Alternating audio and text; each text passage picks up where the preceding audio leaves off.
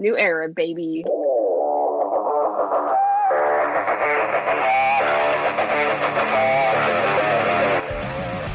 Hello, everyone. Welcome back to Afterlife. I am your host, Sara. It's our second week of like the brand new kind of show mix-up thing going on here. It is show number 39. We are covering Collider Live week November 11th to today, the 15th. With me right now is my one co-host, Mike. Hello, Mike. Hey, Sara. Just me and Mike. Shawn is going to be joining us later, but we also have our guest with us. He's the founder of The Movie Guys, and he is a singles and team Schmodown competitor. We have Paul Preston. Hi, Paul. How are you? What's up, guys? Sorry, I'm watching Remember the Titans. I don't want to be that guy. Right? The thing is, it's on YouTube, so they did the thing where they expanded the screen so the picture's all wonky, and then they slowed it down so the bots on YouTube don't discover that they illegally uploaded the movie. It's going to take like 4 hours to watch it. But, I'll wait. Hang on. I'll pause it so we can talk. Important that I figured you'd play like Sugar Ray or your Schmodown entrance music, but I guess well, that's Third Eye Blind. Sugar Third Ray. Eye Blind. Dare you? Sugar Ray. Oh no! I should have said same thing. It's the same band, though, right? I mean, no, not even close. 90s week Third Eye Blind. Right? Yeah. I'm so ashamed of myself right now too because I love Third Eye Blind. Oh man, well, got that song and then the other one. They're great. Yeah, great one hit wonder. Anyway, so Paul, people might know you from Schmodown, but can you tell us a little bit about The Movie Guys?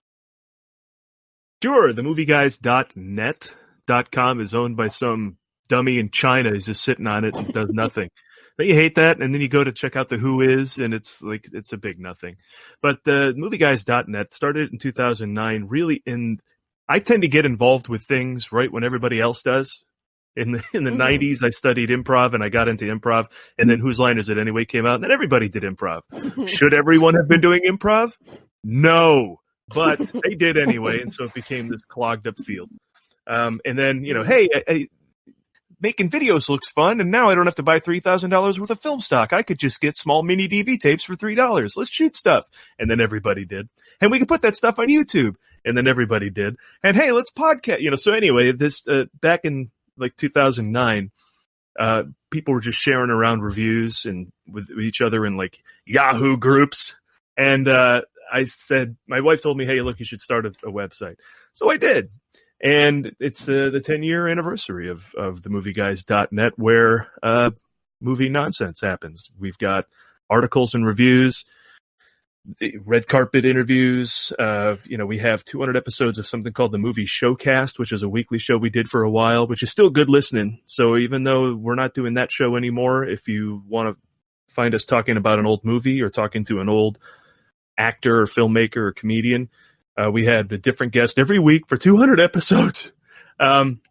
It was rough. It was a lot of work.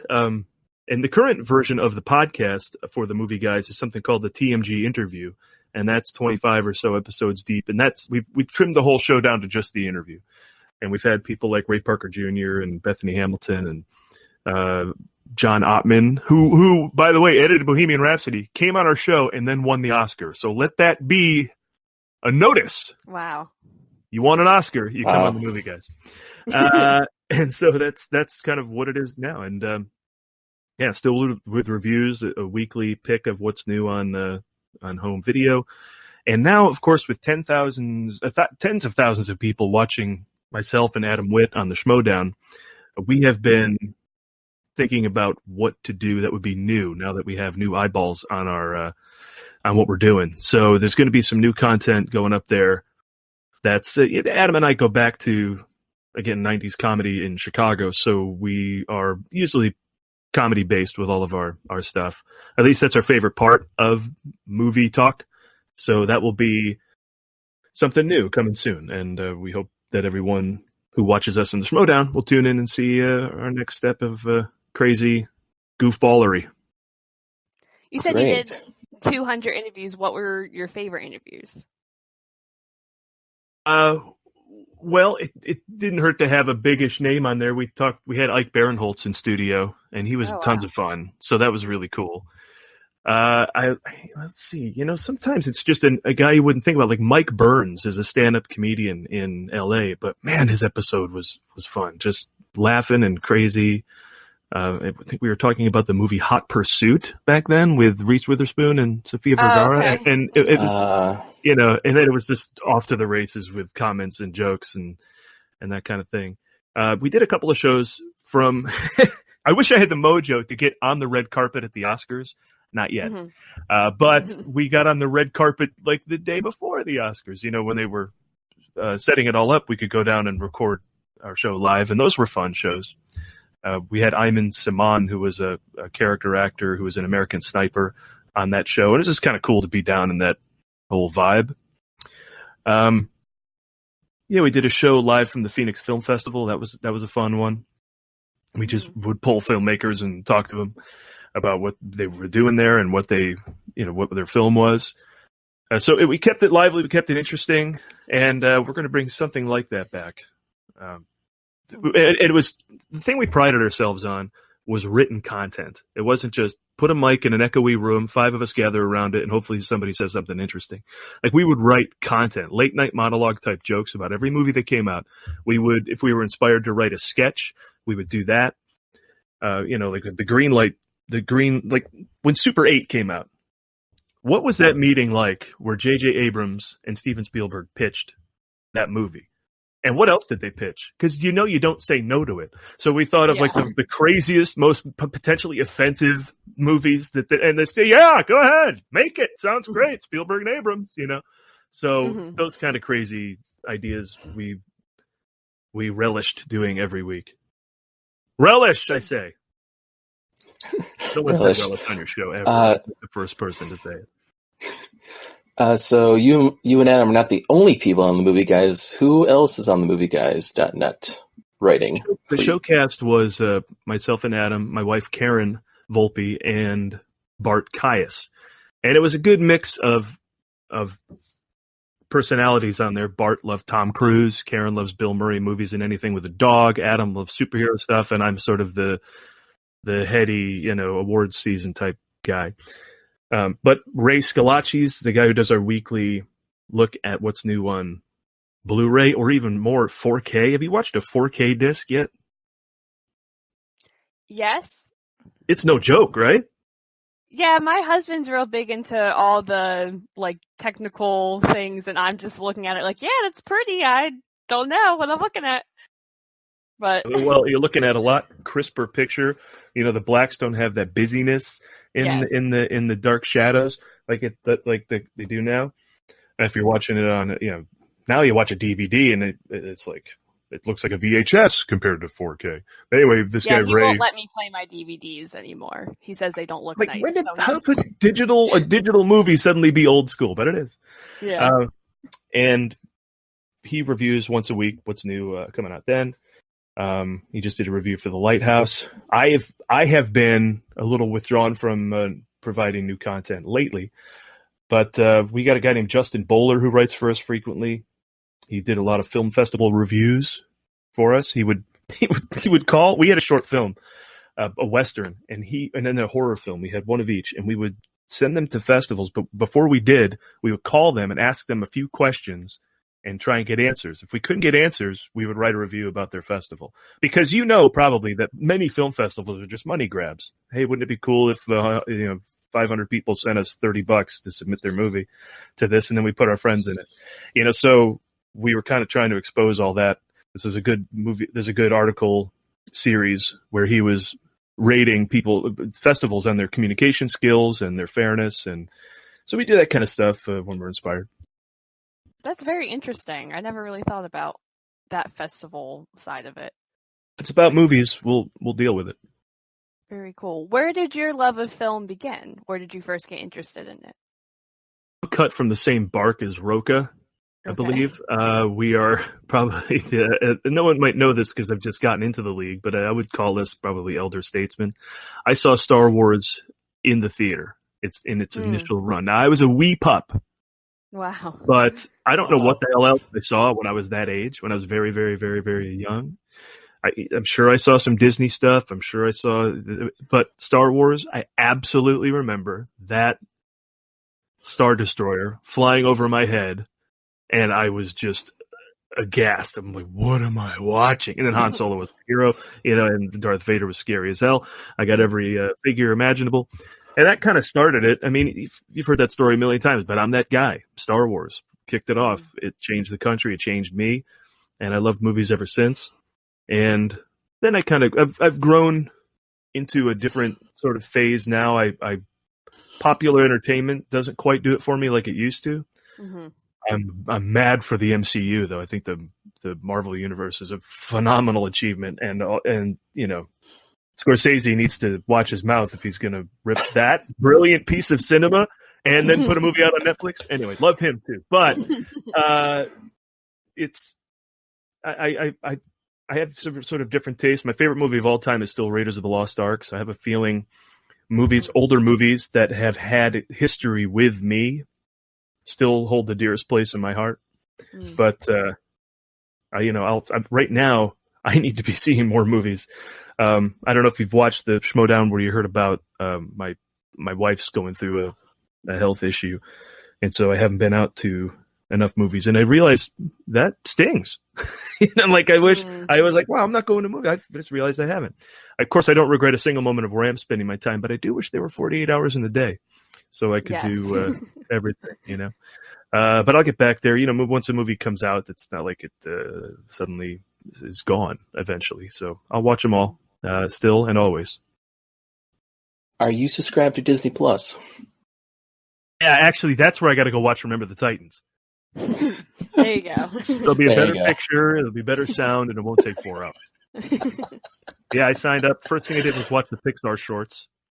And then I fast forwarded to find out if the Star Wars movies were special edition, only to be sorely disappointed. And not surprisingly, though. And in fact, they've made even more cuts to the movie. It's crazy. I mean, just leave it alone, guys. But there's tons of content on there. I look forward to fishing around, see what's doing. Do you have any other passions besides movies?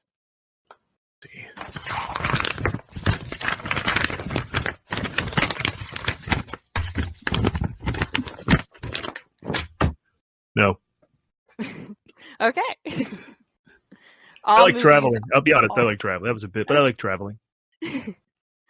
Where have you traveled to? Where's your favorite place? I was a host for an auto show for 3 years. So I would be up on stage and say, hey, everybody, thanks for coming out to the New York International Auto Show. My name is Paul, and today you are witness to some of the most amazing technology advancements in your it's like talking about trucks, which is amazing. They thought, yeah, you're 6'3", you look like a truck guy, but I have a Prius, so I was acting. But it still sent me to plenty of cool places around the country, New York, Seattle, everywhere in between.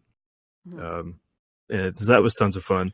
But my wife and I went to England about a year ago, and we can't wait to go back. That is an amazing place.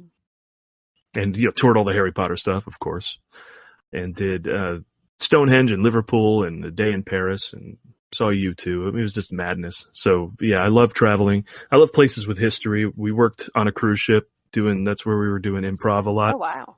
And it was. A hurricane hit the Bahamas, so we got rerouted to Key West. So it was like, we were like, woo, like hurricane, sorry, but Key West and then Cozumel. We went to other cool places just to see all the history and all these different places. That kind of stuff fascinates me as well, because California and the U.S. in general is pretty young, and people forget. Yes. You're a really funny guy. So where does your sense of humor come from? Who are your idols and inspirations? I know where it comes from, because my family is pretty conservative.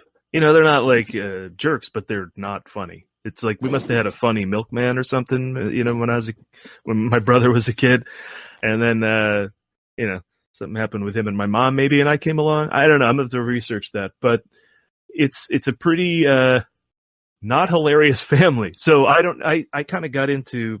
My heroes in comedy are George Carlin and Steve Martin. And Albert Brooks as well. I mean, Carlin's got this economy of words. He never says any more or less than he needs to just nail the joke. It's, great writing along the lines of Seinfeld, who is also amazing. And I grew up with shows like Cheers, which I thought was just one of the funniest shows of all time. And yeah, that's probably where it all came from. It wasn't till I was older that I got into Mel Brooks and the Zucker brothers I was into back then. The Zucker brothers, who made, of course, Top Secret and Airplane and the Naked Gun movies, and Jim Abrams, they make that look easy. That is extremely hard to do. And so I love now, Adam and I, we just love analyzing comedy. We love looking at how things are done and why they're funny. And so by now it's a whole obsession. I grew up a fan, and now I'm a fan and a participant, and I wouldn't have it any other way. What's your favorite comedy? I tried to break that down. Since my favorite movie is Raiders of the Lost Ark, that is not a comedy. So I had to look at comedies and go, what is the best? I think one of the most perfect funny movies of all time is my wife's favorite, and that's Ghostbusters. Yep. There is not you imagine a movie where everything they say is funny and delivered impeccably and directed well, and the story is, sensical for a fantastic, story for a fantasy. But it's probably a tie because I think Airplane has so many jokes in it. It's dumb. Oh yeah. Like it's embarrassing for the rest of movies how many jokes are in that movie. And Blazing Saddles, because Blazing Saddles is such an envelope pusher. I mean, it's insane. So that's probably a three-way tie. I ask people what their favorite movie of all time is. I do it on the show, and I do it, all just for conversation starters. And they always cheat, and here I'm cheating as well. I got to give you three. I think it's Airplane, Blazing Saddles, and Ghostbusters. Now, that being said, the two movies I've laughed the hardest at, like falling out of my chair laughing, were The Naked Gun, the entire baseball sequence in that movie. I saw that in the theater as well, and I remember specifically that theater was under construction, so the seat next to me was gone. It was like pulled up, and I had to fall into that space just to roll around on the floor because I was dying. It was so funny. And then Borat. When he started wrestling his manager naked, and the rest of the fight never ended, and it went into the hallway and down into the trade show or whatever meeting was going. I mean, I was disrupting the whole theater, like, bah! It's just that those two. And there's something about Mary has a wicked joke count as well. Those are probably the ones I would talk about most. Cool. How you guys? Let me ask you, what is your favorite movie of all time? Don't even go comedy. Oh. Just what is your favorite movie of all time? Oh man. You got it, Mike? I have to think about mine. It's always back. It's always Back to the Future, man. Go wrong. Perfect movie. Like the perfect movie. And for a time travel got me movie, into movies, man. I know. The time travel movie should be a huge mess, and yet that movie is pretty perfect. It's really solid, and every time I watch it, I know something new every time. The little details you see in the movie, it's like, wow, they put so much effort in that movie. Good thing. I think that's a good observation because we always talk about what makes your favorite movie of all time and why you have such struggles. The proverbial you, coming up with what your answer is, and it's often what's your favorite movie right now, or what's the movie that's been with you the longest. I mean, again, that's Raiders for me. But I think that's a good one. Like, I see something different every time I watch it. That's the same with Ghostbusters. I know Karen has seen that movie so many. It's like dumb how many times she's seen it. But we watched it recently at its 35th anniversary, and at the end, after they save the day and they go down, in the whole square at the base of Dana's apartment building is covered in marshmallow and things. There's debris everywhere, and it's a mess. And they get back in the Ecto-1, but not only do they get in the Ecto-1, but the valet guy for the hotel gets the door for them. He's all charred, his hat is all screwed up, and he's like got marshmallow all over him. But he still takes that moment to be a valet. And I love those little moments, like you're probably not watching it because you're seeing the credits roll. But again, because it's their favorite movie of all time and you watch it a bazillion times, it's something we noticed. I noticed that stuff in Raiders, like one of the most recent viewings of that. when Indiana Jones sees the Ark for the first time, and he has a moment with it, that I never noticed before. I guess I'm in such a hurry to get to the next action sequence that now that I'm older, I'm watching him put his hands on the top of it and just sort of rub his hands over the top of the Ark before they pull the concrete off and lift it out of its concrete case. And that moment is so exciting, and that Spielberg would take a moment to have that, to realize this is the result. I mean, he said it earlier in the film, this is everything we got into archaeology for. And so he has that moment. And, I noticed that after 30 whatever years. And so that's clearly, my favorite if I'm analyzing it to that extent. And if it's good enough to where it keeps revealing new nuances, definitely. Sarah? So, okay, I've been thinking about it. I don't know. I want to say probably the one that I'll just go over and watch over and over again and can do that kind of detail is probably Inception. And I don't know if that's like a bad answer. I just love... No such thing. Okay, good. Yeah. I just know there's been a lot of backlash with that movie recently. I don't know why. Yeah, what is this? I haven't heard this. There's backlash? That movie's a masterpiece. Okay, yeah, I just hear a lot of people are like, "Oh, Inception isn't as great as people thought it was when it first came out," and I completely disagree. I just or it's not Christopher Nolan's one of his best, or it's really not that great. I've just heard that from people. I don't know. I absolutely love that movie. It probably is my favorite. I don't see how you fault that film. First of all, for a movie shooting that high to nail it like he did is unbelievable. Yeah. And there's nothing. Try and describe that movie to somebody. I mean, you can't. You can only see it played out in front of you, and the way he delivers it is insanely good. Yeah. And what a performance out of DiCaprio. Yeah, I'll back you up on that, Sarah. I mean, that scene with DiCaprio looking at his wife and she's about to jump. That scene is fraught with insane emotion. It's just such a good. It's great. Yeah, the performances in the movie are fantastic, and they're just very simple and not overplayed. Because sometimes, I mean, I guess that's the other thing. Sometimes Leo's acting in certain movies, he gets criticized for his shouty acting, and I just think he's perfect. His what? Film. He shouts and screams a lot, I guess. I don't know. I buy it every time. I don't find it. He's sometimes doing I'm that. Okay, Leo, but other times I'm you sold me, and that's Inception. I'm you sold me. I believe you. I don't see him doing that because he doesn't have anything. I would see if he had nothing and he said, "Oh, I got nothing here. I'm going to yell." But he's always and he's so good in Once Upon a Time in Hollywood. Yeah, he's a deep, rich actor. I love everything he's in, pretty much, or at least love watching him in whatever he's in. Yes. Good pick, Sarah. Yes, indeed, that's a very good pick. I want to go back a sec to Ghostbusters once again. So you and your wife went to Ghostbusters Fan Fest earlier this year. How was that experience?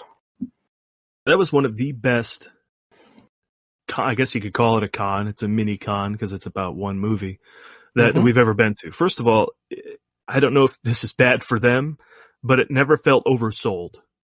It was just the right amount of people to do everything you wanted to do that day, which is tough to do in some cons where there's just 1,000 things going on. We didn't do everything. It was impossible. They had multiple programs going on at once, but when Dan Aykroyd spoke, we got there and we sat in the second row, and he talked all about making Ghostbusters. I mean, where else are you going to go? Right to the source to find out his inspiration for that script and his family history with the paranormal and panels with everybody, and you could say hi. I saw Karen got to talk to Paul Feig, and Karen's a huge fan of the 2016 Ghostbusters as well. It doesn't matter. She doesn't care. If they're battling ghosts, she's in. And that movie does have better repeat viewings than you may have had with the first one. But just stopping him on the street and getting to tell him, what a great thing that movie was for her to see female Ghostbusters after, what is it, 32 years of not seeing any female Ghostbusters. It was a big deal to have that conversation. So, that was quite a day, and everybody Except Bill Murray, of course. That guy's aloof. What are you going to do? He's elusive. But everyone else was pretty much there. I mean, it would have been nice to have Sigourney or Annie Potts, I suppose. But Annie Potts sent a video greeting. It was a great day. Absolutely great day. Yeah, and such a fan base too. Not a jerk in the crowd. Oh yeah, Ghost heads are the best fans out there. Yeah, so everyone we bumped into, it's like, hey, we immediately have something to talk about, and you can go back to, your history with Ghostbusters while you're sitting there having lunch with strangers. It was a great day. Are you looking forward to the new one that's coming out? Oh yes, and it was Ghostbusters Fan Fest that sold us on that. Like, first of all, I think we all know Jason Reitman is a quality director. I mean, he had a run there for a while where every movie he made was great. Lately, he's had some ups and downs, but overall, as a career, fantastic filmmaker. And they had a Q&A with he and Ivan. And Ivan was talking about making the movie, and he was telling stories, and he got visibly choking up, like talking about the salad days, the great days when they made this movie and they were all young, and it was pretty emotional. And Jason realized that, and he told his dad at that moment, he says, I'm making this film for the fans, sure, but really I'm making it for you, Dad. You're the best storyteller I know. And I make this, and we just went, okay, this is the right guy. We got the right guy for the good Ghostbusters reboot. Now, everyone claims that the script is amazing, Aykroyd, and I mean, it brought Murray back on board, so it's got to be pretty good. And so I'm hoping for the best. I mean, the cast is solid. Paul Rudd. I mean, is there anybody better than Paul Rudd? You can put that guy in anything. And he's so good. I just started watching his show on Netflix. It was, so far it's really good. I mean, that guy is just a rock solid addition to anything. So Ghostbusters, yes, please. And Finn Wolfhard and Carrie Coon. I mean, I'm excited. Yeah, absolutely. Yeah, it's a great and more, cast. Please. There should have been more for the last 35 years, right? I mean, I know. Maybe they wisely didn't oversaturate it, but and hopefully they're not now. But I'll take one more, absolutely. And you are a part of the Schmodown. How did you first get involved in the Schmodown? Christian and Mark of the Schmoes had a show on the Toad Hop Network about 7 years ago. And we were on that same network. We were on the same night. So it was like movie night on the Toad Hop Network. This is Frosty and Heidi. No, not Frosty. Heidi and Frank, without Frosty. After the Frosty, Heidi, and Frank show on local LA radio went away, those two started this network of podcasts. And so we got to know those guys, and we clearly were up on the same night, and we'd see each other. Then we'd see each other at cons and other things. And then the network folded. Heidi and Frank went back with Frosty and went back on the radio. They're on KLOS here in the mornings. I think Mark and Christian still appear on their show every once in a while. But we kind of didn't see Mark or Christian for a long time. But I guess I kept them on my newsletter for the movie guys. There's, a small handful of people we send out newsletters to say, hey, here's what we're doing. Here's the interviews we got going on, articles we're writing, places you can find our podcast, some live comedy show we're doing. And he reached out and he says, you know anything about trivia? And I said, yes, Adam and I could come on there and play to win. And so, the free for all, that's when we got on board. And it's been great reconnecting with those guys. They are, pretty authentic movie lovers. So and I mean, talk about another good fan base. Like Ghostbusters, the Schmodown fans and the players we're with are all outstanding people. It's been a trip. We get to be jerks. And people love you, right? It's a character. Yeah. Where else are they going to love you being a jerk? That part is cool. just the WWE and the Schmodown. True. Very true. Do you take inspiration from the 80s jerks of 80s movies? I wrote an article about them for the movie guys.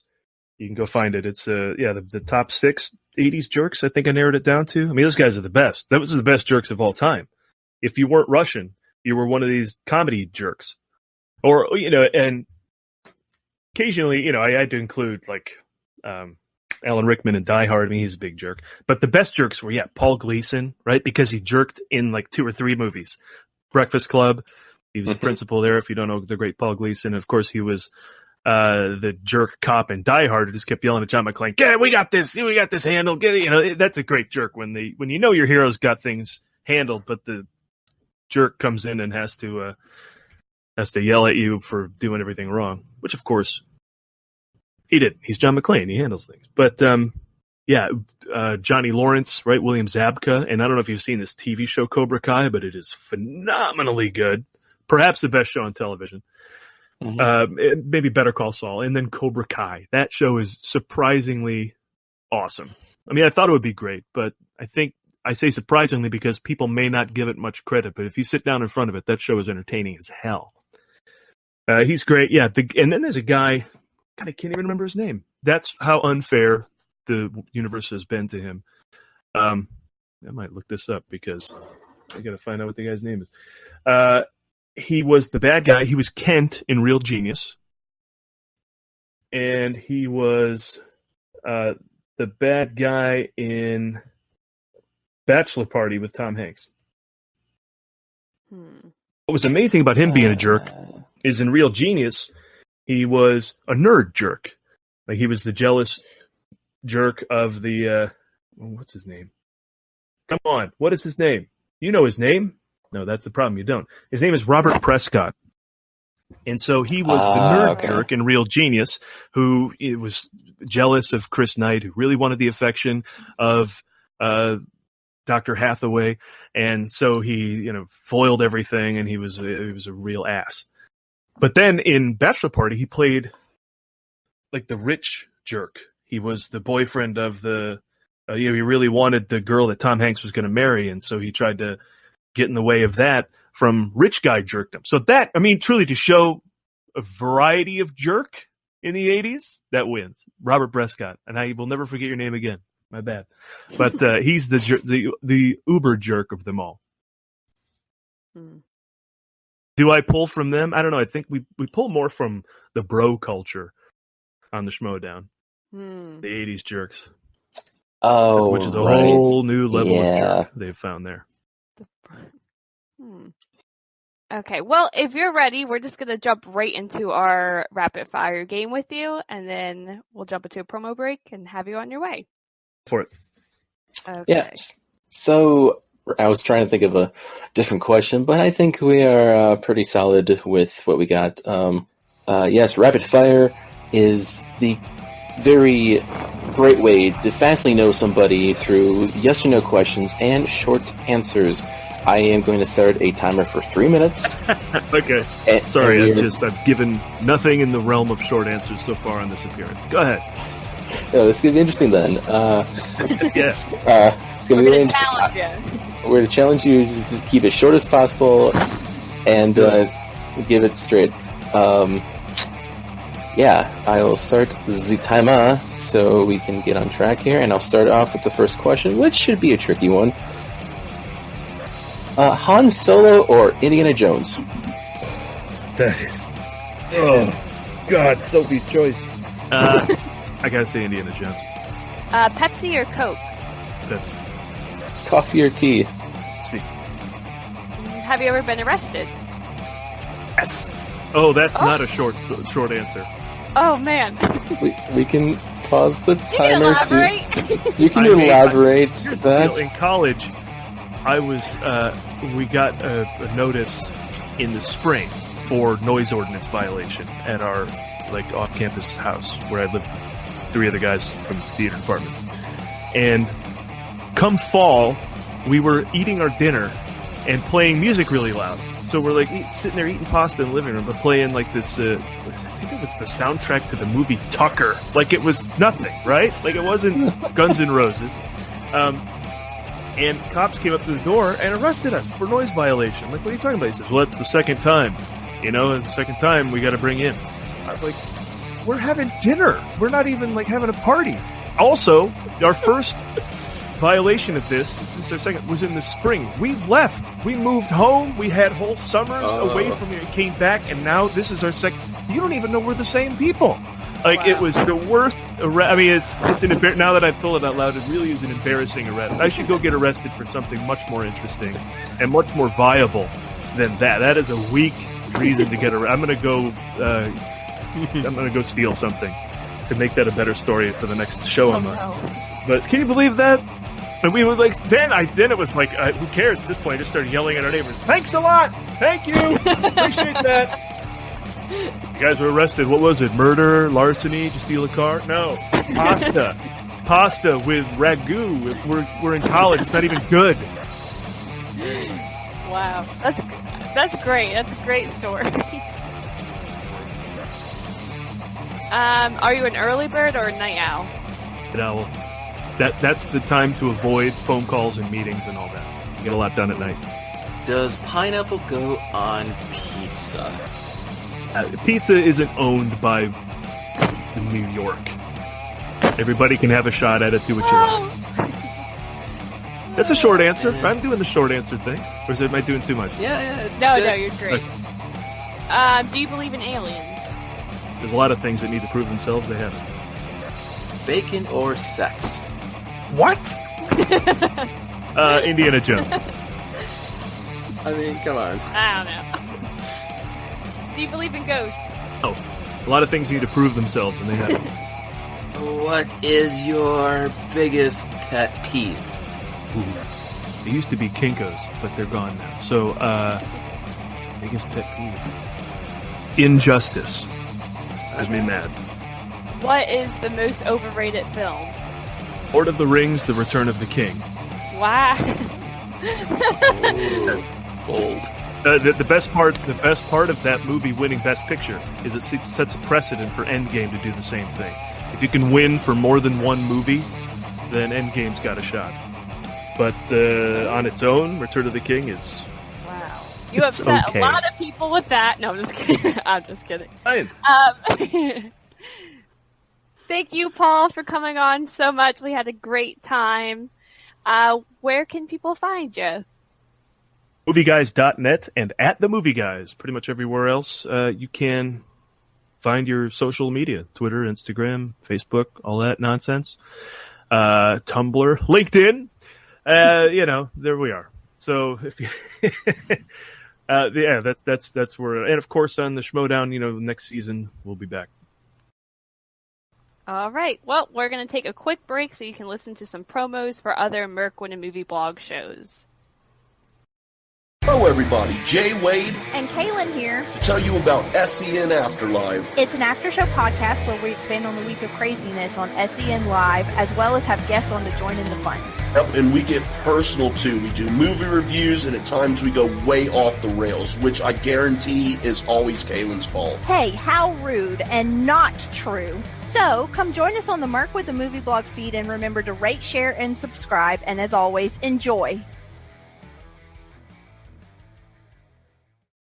Hi everyone, this is Sara, host of Go Get That Rose podcast, a podcast that is dedicated to talking about all things Bachelor Nation. Join Jay Wade, a man in his 40s who is recently new to all things Bachelor Nation, and myself, someone who has been watching passionately for the past 3 years, as we review, share our thoughts on each episode of whatever show is currently on TV, whether that is Bachelor, Bachelorette, or Bachelor in Paradise. We might not even know everyone's names, but we have fun nonetheless. You can find us on Merc with a Movie blog feed wherever you listen to podcasts. Hey there, Schmodown fans. This is Josh the Merc Rainer, and I am here to tell you about my show, Talkin' Schmodown. Whether it's Andrew Guy getting hit with a chair, John Roca screaming, "Outlaw!" or the emotional retirement of the Shire Wolf, I talk about it all. So you can catch me right here on Anchor and all the other major podcasting platforms. So, as I ask every episode, are you ready to talk Schmodown? I am.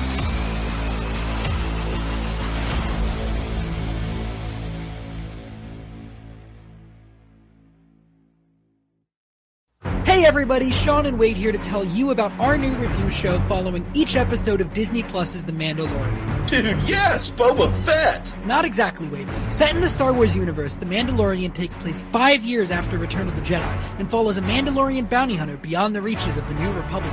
Yeah, Boba Fett. Did you even watch Return of the Jedi? Never mind. Join us here every week on the Merc with the Movie blog feed. Thank God Kaylin will be here too. I don't think I can handle Wade on my own.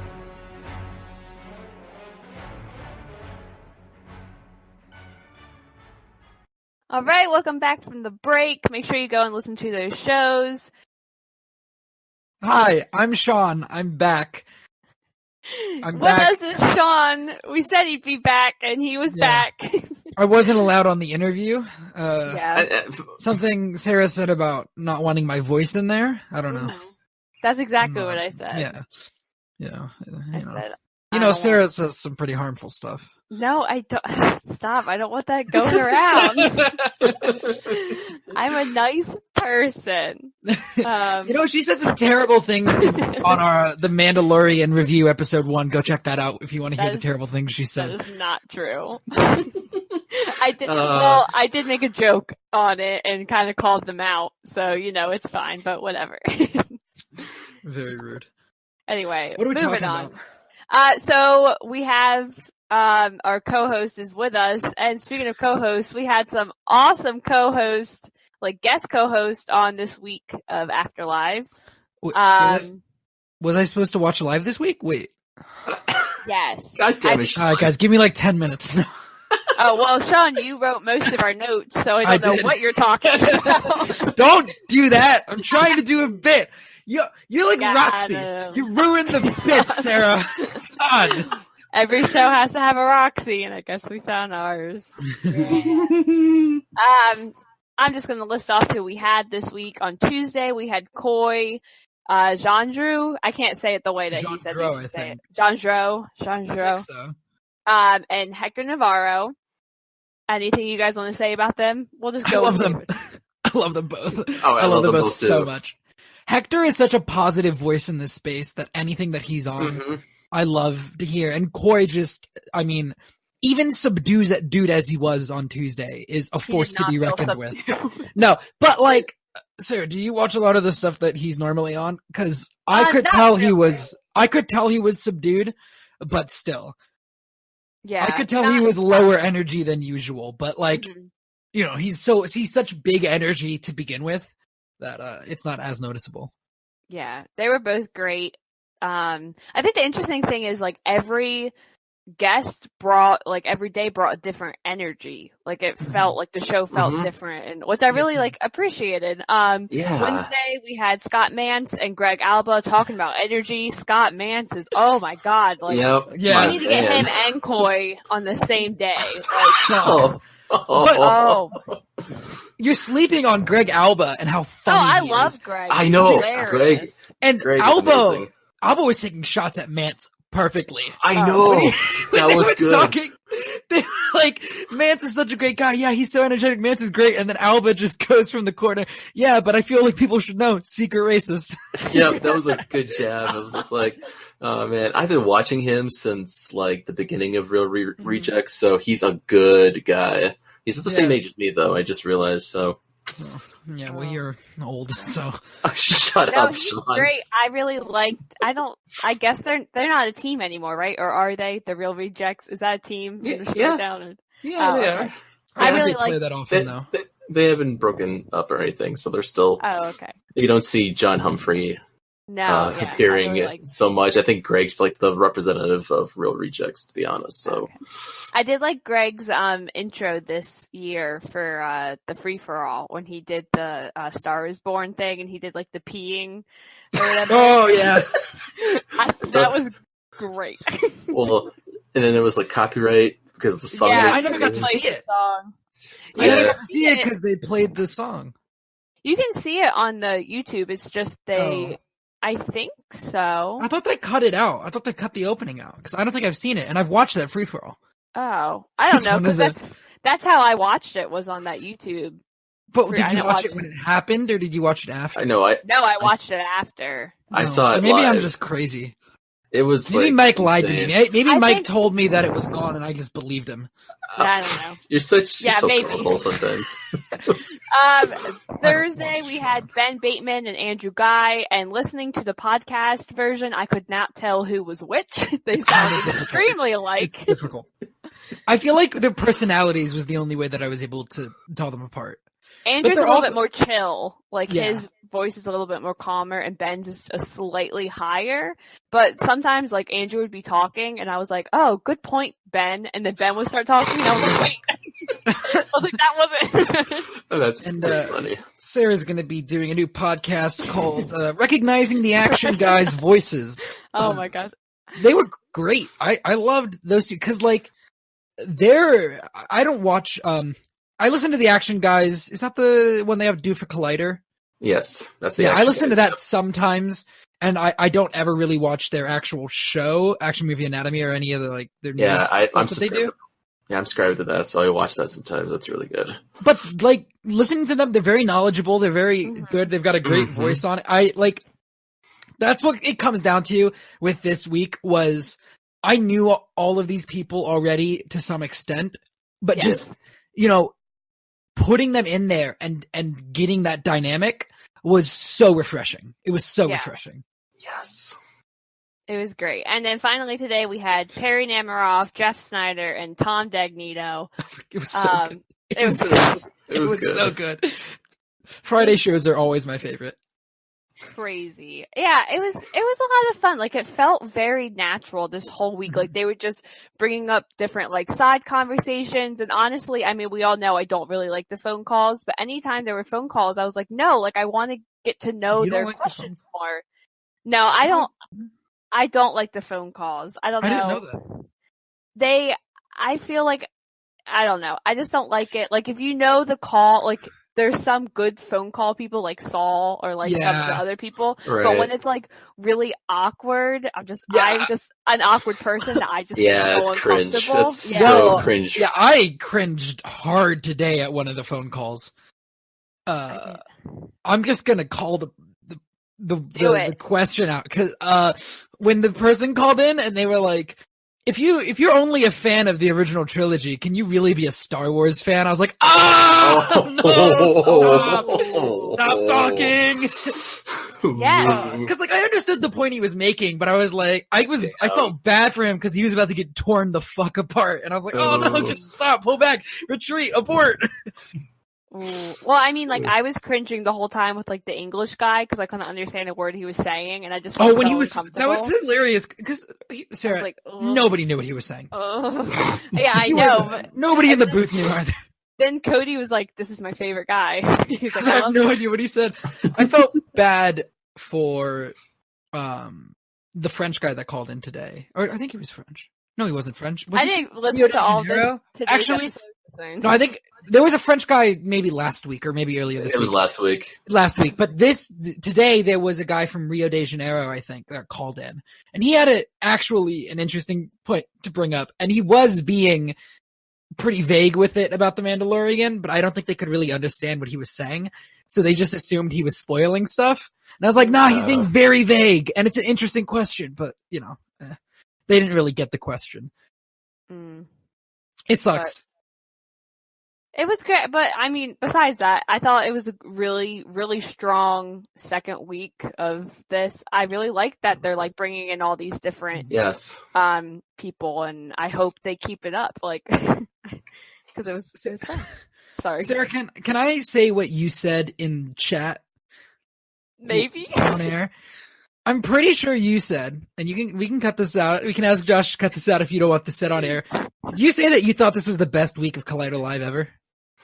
No, Did I say that? I said Did you that. say that, Mike? Oh. Okay. I said that. I said I think this is the best. I week agree. they had I thus I far. don't disagree with that. Yeah, I think this was. she said agree to my post, so I was like, yeah. This is the best. I think that was the best week we've had ever. It was awesome. It was really good. It was, it was a lot of fun. And not even so much, like, I think the movie news and stuff this week is what, like, sucked, honestly, but I just think everything else was, except for, like, Disney Plus. It was the rotating voices. Yeah, it was great. It was so much fun. Even if you throw one new voice in every day of the week, so that, like, it's just, when you have, like, the same three people in Mark, Dorina, and Roxy, I love it. But also, when you do just the three of them for all 5 days, like, it gets a little tired by the end. Yeah. But, especially when we're doing 2-hour shows 4 days a week, and then an hour show on the last, like, that's 9 hours of them. Yeah. Without and we any know a other lot of their voice opinions on you things know? already. So, and we've been doing it for so long that like it's not stale, but we know a lot of the stuff that they're talking about already. We know what they're gonna say. We have got a pretty good idea of what they're gonna say or think about something. So when you add in the new voices, I think that's what keeps the show going. I think if they could every week have Mark, Dorina, or every day have Mark, Dorina, Roxy, and then one person every day that's different from the space, I think that'd be perfect. I think that'd be the perfect show. That seems like what they're gonna do. I hope so. Hopefully, if they can. If they use this formula, I think it's going to be a smash. Yeah, I spent most of the week hoping that Cody was going to show up on the desk at some point because we were getting so many different people on the show, and yeah, I think he'd be awesome to have on the show just once. I know that he's got to do the back end stuff, so we can't have him on all the time or anything, but I love the Wangers show. I think that's great. So like, I'd love to see him on the Collider Live desk once. And the other thing I wanted to say was that, literally I was watching Movie Talk today and Snyder was on Movie Talk and I was like, man, I really want to see him on Collider Live. You're welcome. And lo and behold. Thank you, Shawn. You're welcome. No problem. I do it for you guys. Oh my God. Okay. And also on the show, we have one celebrity, I guess, interview. How dare you? How dare you? What do you mean you guess? How I'm like, dare no, I didn't mean it that way. I mean, like, should we call them, like, celebrity? Because they're not necessarily, like... He was a mute, like, movie stars, like... Yeah, I was just going to say, Ninja Turtle. He was Raphael in Teenage Mutant Ninja Turtles, for crying aloud.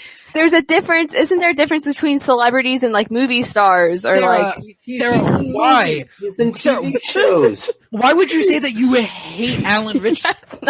Why would you say that live on air? That's not what I You're said. like, I don't know who Alan Richardson is. Did you guys know who he was? I did not until they brought up Titans. I recognized his voice and I was like, I feel like I've seen him in something. And then they were like, yeah, you're Hawk Titans. I was like, oh, that's what I've seen him in. What about you, Mike? When he was talking about the turtles back behind the scenes, that I was like blew my mind because I was like, "Whoa!" Yeah, I watched the two films and I was like, "Shit!" I didn't expect the behind the scenes shit to be horrible.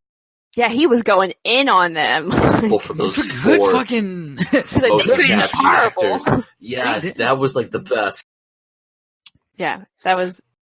It was interesting. It was a good interview. I know him from Hunger Games, so there. Alan Richardson. I've never seen or read the Hunger Games. I love the Hunger Games. I'm sorry. They're so good. I've only seen the first one and half of the second one. The first one's trash. Just saying. Come at me. I've said it on there. Okay, moving on. Moving on to Collider Live nonsense. Oh, Shawn, please give us the update on your Popeye's chicken sandwich.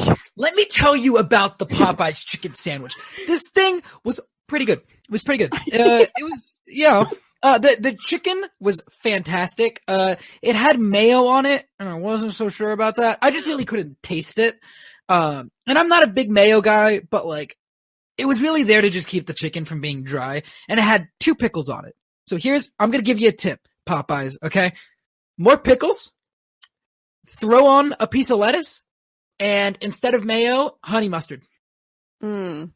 There you go. That is the sandwich. That would make it perfect. But it was still pretty good. The chicken was really good. The actual chicken part of it was fantastic. It was everything else. I was like, oh, and the bun was really good too. The bun was like nice and crunchy. So everything was good. It was good. The chicken sandwich part of it was good. It was the additional stuff that they added that could have used some work. Thanks for coming to Shawn's food reviews. I'll see you next week. All right.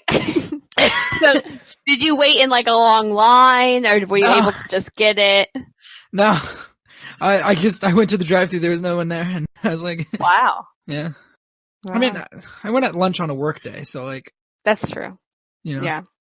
Yeah. Well, anyway. I've thought a lot about this next question, by the way. Okay. Our next Collider Live nonsense, question. I think at one point it was one of the caller questions. On Monday, they asked if you were stuck on a deserted island with a member of the Collider Live crew, but for the sake of our show, of the Merc and Movie Blog crew, who would you bring? All right. So go ahead, Shawn. Oh, okay, fine. Well, here's the thing. I'm going to go down the list and tell you guys why or Oh, why not. God. Kaylin, no. It can't be Kaylin because she's got a kid. I'm not going to do that to Kaylin. Oh, It Caleb can't- was my choice. It can't be Josh. Josh also has a kid, I think. And Yeah. can't do that to him either, right? Sarah, no.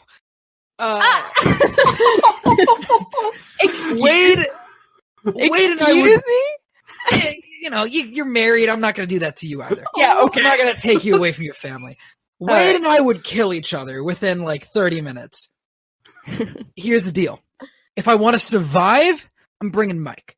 I think Mike and I could work together and we could survive. If I think that I'm going to die anyways and I might as well just have fun before I die, it's me and David B, baby. David B is going to have a blast on that island until we die of dehydration. Oh my God. Oh my goodness. I thought about this. I had a whole week to think about this. Oh my And I think my answer was perfect, to be honest. Yeah. I'm touched. I'm honored, man. I'm Let's offended. do this. Mike, I'm really look, offended. Sarah, what I'm saying is I don't want to take you away from your family. I'd feel bad. Yeah, okay. Uh-huh. Mhm. I don't care about Mike. No, I think Mike and I would survive. I think Mike and I could work together well enough that we would survive. But Wade and I would kill each other within like 30 minutes. He'd be like, The Last Jedi sucks, and I just club him in the back of the head with a rock. Oh, he'll try to eat you too in the process. He'll like do his whole cannibal thing that Roxy did. It's like, I'm gonna eat you first, or What about you, Mike? No, I thought about it too, and I was gonna say the same for Shawn. I mean, Yeah, that's right. You better. we could work together and survive on the island together, and then we can kind of like do an offshore Power Rangers Yes! podcast. We're not sending it to anybody just to keep ourselves sane. We're just sitting on the beach. We've made like seats out of sand and like we've made like a wooden desk and a wooden microphone and we're just sitting there talking into the void. Like we've got Wilson from Castaway sitting there and we're welcome to Into the Well, So good. I hope you two survive and make it off the island. I decided I will pick Kaylin just From because, her family. I get it. yeah. I mean, if I'm going to be away, no, because we'll be able to communicate with each other and be able to just like leave. Just leave. Just leave. Yeah, like I'll be able to just be like, Kaylin, like I just need a minute, and she'll be like, oh, okay, like. Oh, I thought you guys were just walk off the island. You're gonna be like, Yeah. we're just gonna leave the island, you know? That's how it works. You're stuck on that fucking island for a reason. Anyway, yeah, so that's what would happen. Kaylin is my choice. Anyway. That makes sense. That checks out. Yeah, but I wouldn't want to take her from her family, so that's Yeah, well, that's too bad. that. You already did I it. guess I just did said it. that. I'm Yeah. so sorry, Kaylin. We'll make it back, I promise. So another thing that happened I'm so tired. Another thing that happened on Monday or no, not Monday, Tuesday, whatever show. They're talking about Tuesday. It was Yes, toy. yes. Yes. Riley was talking about his ghost encounter with his grandma or mom. That's what he calls her. Do you guys believe in ghosts or spiritual beings? Mike, you first.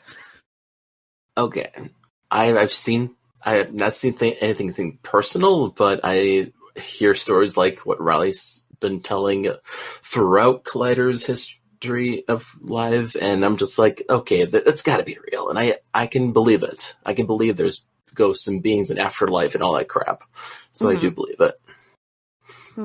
What about you, Shawn? No, you first. No, you first. I don't know. I don't think so. I don't really think there's like ghosts, but there might be. I guess there's a difference between like spirits. Yeah, that's completely different. Yeah, so I believe in spirits, but I don't believe in like hauntings or ghosts or like things like that. But I believe in like demons and spirits and. I that am a kind of demon. stuff. Okay. Moving on. I don't believe in any of it. Personally, I'm very much like Koi and Hector, where it's like, I need to see it. Or I need to like, besides, but I will say, I felt a little bad, because Hector sounded like he was talking to a child the whole time. Because cause Mark would say something, Hector would be like, wow, really? Like, yeah. Like you're talking to a kid and the kid is like, and then I picked up the stick and you're like, wow, good job. Like, I liked it though. I felt like it was like a great conversation. I thought it was awesome. I loved the conversation. Yeah, I was very intrigued, even though I don't really believe in that stuff. But I was like, what happens next? I mean, I can't like definitively say it doesn't exist. Because like nobody can do that. But like, I just, no. But you know what does exist? La La Land! Scott Vance's love for La La Land. Which I fucking love La La Land too. I love La La Land. That movie's so good. What about you, Mike? Do you like La La Land? I have it on DVD and I also have the soundtrack. So yes. I love it. Yes. I also really like. Do you guys like La La Land as much as Scott Vance loves La La Land? I don't know about that. I think I do. I really love it. I mean, the passion's there. I can feel the passion, but it's just like that. Yeah, Shawn, shut up. I feel the passion. It's a little too much. A little too much passion. What is it about the movie that he's like obsessed with? Like everything. It's a perfect movie. There's nothing bad about it. Like you can just go back and listen to everything's. Mark doesn't like. Did Mark Riley say that he didn't like City of Stars? Yes. I hate him. It's all right. He said that the Moana song should have won for best original song. How do you guys feel about that? Besides Shawn, Mike, how do you feel about that? I also still haven't seen. I also Moana. have only seen half of Moana because it's boring as hell. We are not a good representation to talk about that then. No, we're not. Anyway. The ending scene of La La Land, it's filmmaking at its finest. The music is beautiful. The score is beautiful. That entire final scene, the dream sequence it is thing, perfect. It's perfect. It's so good. Also, Emma Stone. Oh my God, Emma Stone is like my favorite actress. I'm obsessed with her. So, and Ryan Gosling is Ryan Gosling. And his story about Ryan Gosling was great. Like, I really liked that. Yeah. I'm a big fan of La La Land. He's like, yes, we know. Yes, we know. I also really liked Scott's reaction to him being a soundbite. I thought that was really funny. It just I don't know why nobody told him about this. Yeah. It's like they've been doing it for like, is that me? Since... I think that was isn't that clip because they were saying it was for First Man winning something, but I'm pretty sure it was for Best Picture when Best Picture was announced. Yeah, all those sounds are from his Oscar reactions way back in February. But when Best Picture announced, it was for First Man winning Best Editing or Score or something. Okay, something like that, yeah. because everyone kept telling him that it wasn't going to win. And it did win, but I thought that was really funny, and it's one of my favorite sound bites. I love all his sound bites; are so funny. Yeah. And then, so the last thing of the nonsense that we have to talk about, that I guess only I can have experience with personally, is yesterday Roxy was talking about how she burnt her hand on her curling iron. So she went to pick up the curling iron, she said. Is that what happened? But that's what she said. She just oh my God, picked it up when it was hot. Oh my God. Yep. And then she looked up online she looked up online to figure out how to take care of a burn. And the first video she saw, the guy was like, you gotta put it in boiling water to like, just so it doesn't bubble up or something. The blister. She said she was standing there with her hand in the boiling water just crying because it hurt so bad. I feel so bad for her. But I'm also just like, I don't know if that's a joke or not that guy did. Like, I never heard that. Like, I know. I know you're not supposed to do the extreme hot to extreme cold or whatever, but like, I did not know that. So I knew that, that's but this entire topic is boring me, and I want to go back real quick to Scott Mance because I just looked it up because I needed to know what it was. Go ahead. Holy shit! That's from Olivia Colman winning Best Actress, and then yeah, you looked it up that fast. I did. Him yelling "yeah" is from Rami Malek winning Best Actor.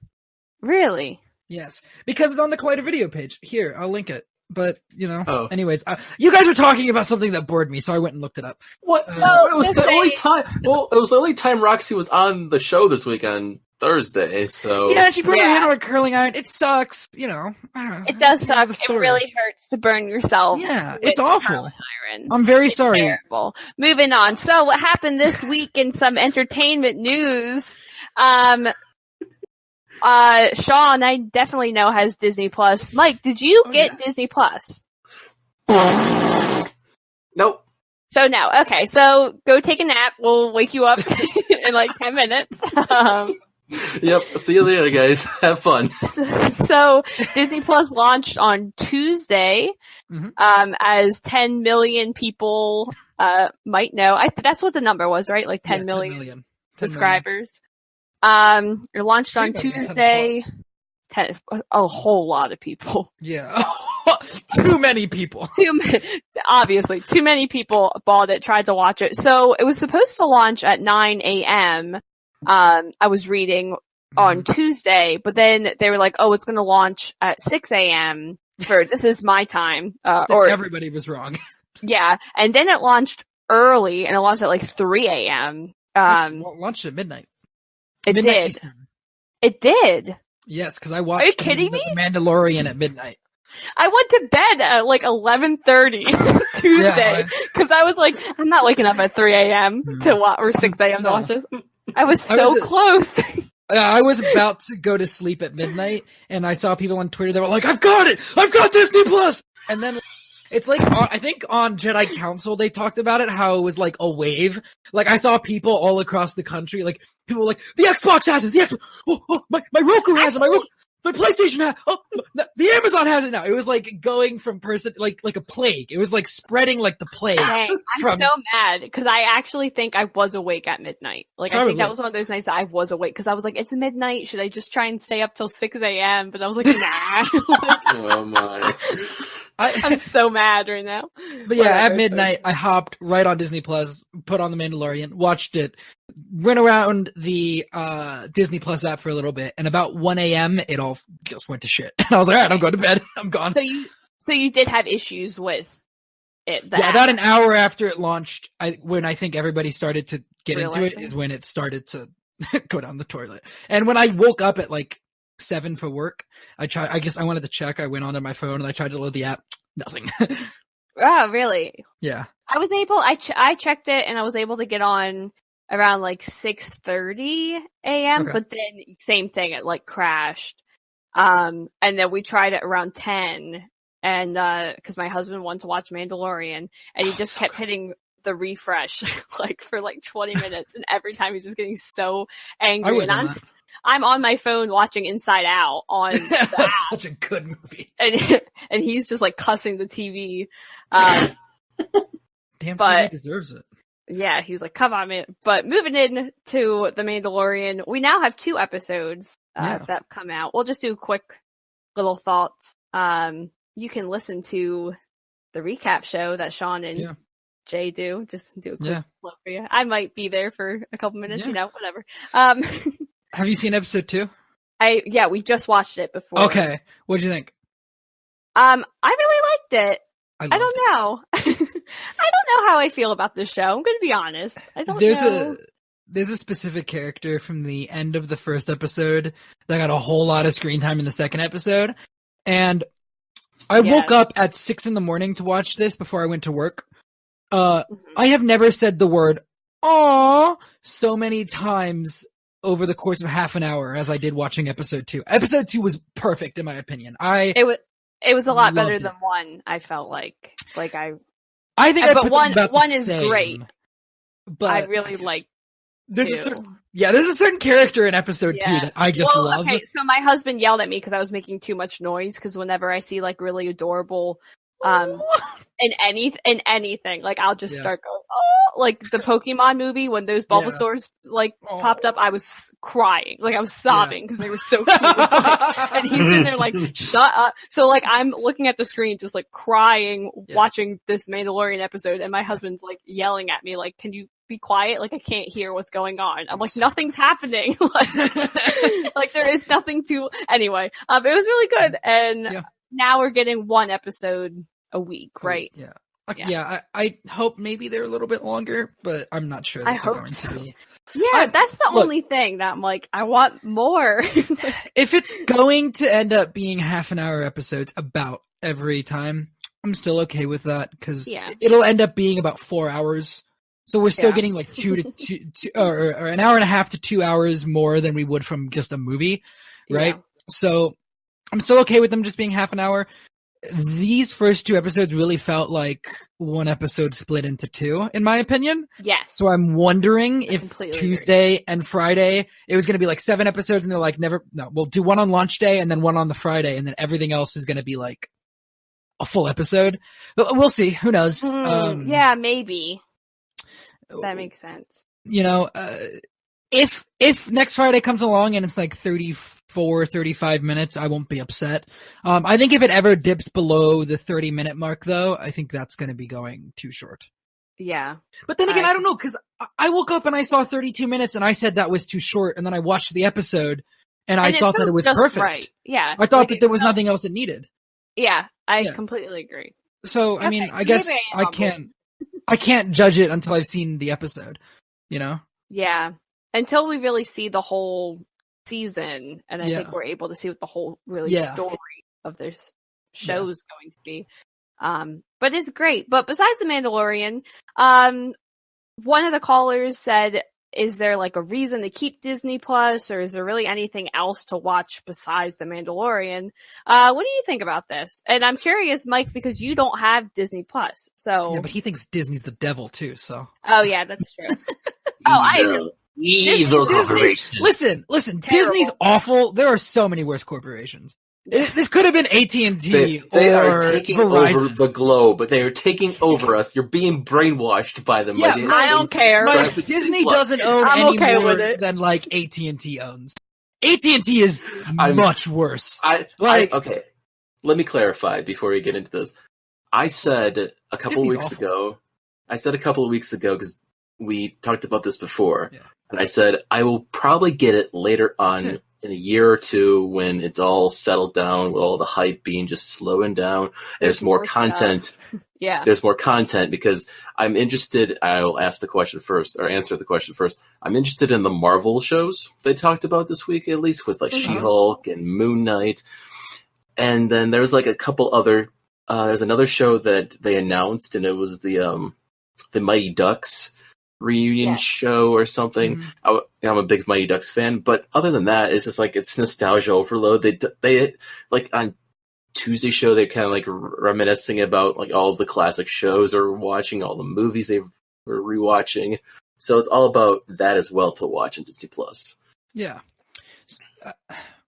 I guess my point was that the internet has such a hate boner for Disney, and it's like, yeah, Disney's bad, but they're also a mega corporation, and all mega corporations are bad.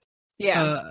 Disney isn't special. What I would be very worried about with Disney is not their greediness with money, but what they want to do with the copyright laws. 'Cause that is probably the most damage that they could do. Which is pretty much getting rid of public domain. They don't want any of their characters to go into public domain, and they will dismantle public domain if they have to have that done. I think that is much more dangerous than them making a streaming service to get some more money, because they're greedy. Corporations are greedy. Look at AT&T. Look at any of those, Warner, any of those. Back to the original question of what else is on Disney Plus, though. I've been watching High School Musical, the series. I've seen the first episode. I'm going to watch episode 2. It's like a train wreck that I can't look away from. I've been binging the Clone Wars. Clone Wars season 7 airs in February, so I'll be watching that. We're going to see the Siege of Mandalore with the Mandalorian stuff, it kind of ties in there. I've been watching like old cartoons. I watched a couple episodes of Phineas and Ferb. Old for me. I watched a couple episodes of X-Men Evolution. I watched a couple episodes of Sweet Life on Deck. Just like nostalgia stuff. It was I just watched. Yeah, it was great. It was a bunch of nostalgia stuff that I went back and watched. And for me, Disney Plus is really going to be what I put on to fall asleep to at night. Are you interested in any of the other shows that Disney has launched with besides High School Musical? Encore looks interesting. I haven't had a chance to check it out yet. I've heard it's very heartfelt. And I want to check out all of them. I watched the Forky short that it launched with, and I thought that was a little it wasn't exactly what I thought it was going to be. It seems like it's more like, let's teach kids about things, and I thought it was not going to be that. I'm okay with what it is. It just wasn't what I thought it was going to be. Encore looks cool. I'm going to watch Noelle because my mom's a big Christmas movie lover, so I'm going to watch that with her. I want to see Lady and the Tramp. So yeah, I'm going to check out all the stuff they have. I just think once that's done, once all those things have been seen, it's really going to become a nostalgia machine until I agree. Until Clone Wars in February, and then after that until like next fall. But also we have to remember, I mean, I feel like every other week we hear about a massive property getting something on Disney Plus. Yeah, still. So I think next fall, I think getting through this first year is the most important part for them. Yeah. Because next fall, when Falcon and the Winter Soldier starts and all these other shows that they keep putting into development start to come out, I think it's going to kill until it dies. I think this first year is just going to be a little rough with them, and it is going to be a nostalgia machine for the first year. But once you get past that, I think they're going to be okay. I'm okay with that. For me, I don't understand why some of their other shows, they didn't just do it all binging. Because like Mandalorian, like I get, but like why the Encore show isn't binging? I'm really into. Subscribed. Yeah, people but I don't sticking around to it. I don't think enough people are into that show to keep it. You know what I mean? It's less about that and more about making you forget about the $7 charge on your card every month. Maybe. I just know like I'm not coming back to like. Because I really like the Imagineer show that they have, because I'm really into like Disney World and Disney parks and all that kind of stuff. So I find that like fascinating, but I'm frustrated that it's like, oh yeah, I have to come back every Friday to watch another episode. Like I feel like something I will. Yes, I will. But exactly. There you go. But I keep forgetting that. I don't know. Like I'm just like, oh yeah, I have to wait. That's coming out. Yeah, but now that I know, I guess like it wasn't announced that like, oh, these shows are also going to be recurring. It was just, I just was under the assumption that just Mandalorian was. So I was like, I don't know when these shows drop, but it seems like all the new episodes will drop on Friday regardless of the show. So like, I guess that like I get, but I just feel like it wasn't a smart idea for those shows because I don't really know other people that are watching it that are going to be like, oh yeah, I need to go back to watch that show. Like, I don't know. Like, I think the bigger issue isn't them coming out weekly. It's that they're all coming out on the same day. And I think that's something that Apple TV Plus also has an issue with. All of the shows get updated every Friday. I think you should be spreading them out throughout the week. Mandalorian should be coming out one day. High School Musical, the season should be coming out on another day. They're big shows. I get like Imagineering or the Imagineering show and like Encore coming out on the same day. Not a big deal, but they're big shows. I think you should spread them out. Yes, I agree. I think launching everything the same day is a mistake. Because I think mainly like all my friends that aren't really into like the whole movie sphere or whatever, like my friends are texting me like, oh, I got Disney Plus because they have Disney movies. Like they don't care about any of this other stuff. They care about the old Disney Channel shows, or they care about all. My best friend got it just for all the Nightmare Before Christmas, James and the Giant Peach, like those movies. And she's like, oh, like I guess James and the Giant Peach. I watched that the other night too. Yeah, like that's what I think. That's what our generation like. They got us because we're like, oh, it's all these shows we grew up on and all these Disney movies from our past and. Because my mom was like, did you hear about this Disney Plus? I'm like, yeah, Mom, I got it. Like, yes, I did. And they're like, what is it? And I'm like, oh, my mom asked me last night if I was going to go see The Mandalorian when it came out in theaters. I was like, oh my God. Well, I was like, I Well- mean, it might even be interesting to look at it from the point of view as these shows being icing on top of the cake. As Yes. you have the subscription service for The Mandalorian and for the nostalgia, and then every Friday you get to go, oh, I have this too. Yeah. It's like it's a treat, you know? Yeah. Not the main course. Maybe. I don't know. I don't know how they're looking at it. I think it's a good app. I know. I mean, there's still I think the some app kinks itself could use that some need work. to. Yeah, there's some things that need to get worked out. There's no like Netflix or Hulu Yes. continue watching thing right now, and that really ticks me off. So I'm just lazy. with that But, specifically, I have an iPhone. My Apple TV app keeps better track of where I am in Disney Plus shows than Disney Plus does. Wow. Yeah. I went heard into about my that. Apple TV app and it's like, yeah, on Disney Plus, up next, season 1, episode 12 of the Clone Wars. Nowhere in Oh. Disney Plus does it tell me that. I can Yeah. go to the Clone Wars and I can scroll down and I can remember what episode I'm on, but nowhere does it say the next episode for you to watch is episode 12. Yeah, it's Whereas really weird. I don't Apple know why TV they knows. didn't do that.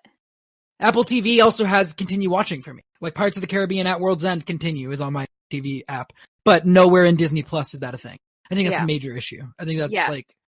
it's missing the functionality that Netflix has that makes Netflix That appealing. you just take for granted. Yes. Like I just didn't even think Yes. about it. I went to go look and I'm like, oh, like, but anyway, I'm sure it will get improved soon. Like I'm sure it's Disney. They're going to work Well, on it. Like, So, oh, maybe not. well, here's the thing. So, in the video game world, there's like different download stores. There's like Steam, there's Origin, there's Yes. the Epic Game Store. Like, so Steam, Steam is Disney in this scenario that I'm describing.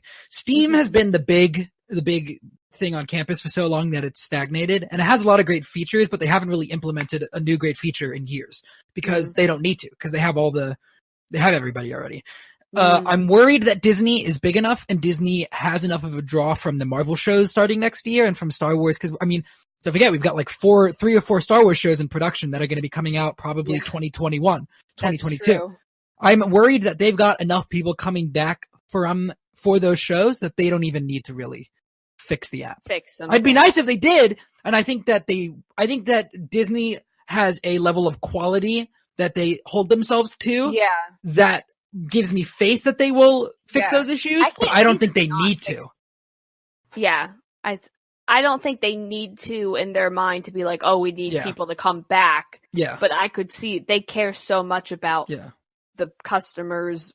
Like, I mean, they don't care. That's not what they don't care They about. care us at all. about customers having a good experience so that they come back to So they spend can more get money. money. Yes. So, And yeah, I feel like that's over time, people Yeah. get annoyed with, I have to keep going. Yeah. I can't keep track. Like, Yeah. I don't I'm just worried that these So shows are privileged. going to be so big that people will work through the anger and frustration anyways. Probably. But we'll see. Only time can tell. Of course. Anything else about Disney Plus before we move on? No. Nope. Okay, moving on. Real fast, just something I thought would be cool to talk about. Jamie Lawson, is that the name? It's Yeah, Jamie, yeah. right? Jamie Lawson, she graduated from what? Juilliard, right? Juilliard, yes. Yeah. Just got cast in the Batman, and everyone's speculating that she's going to be Barbara Gordon. Is that God, right? I really hope. Yeah, Barbara Gordon, Okay. Batgirl, daughter of Commissioner Gordon. I really hope that she is in fact playing Barbara Gordon. The question that is in the notes since I took over is: are we excited for the Batman? And I'll tell you, as a big comic book movie fan, I'm less excited about the Batman, and I'm more excited about all the side characters that they're introducing in the movie.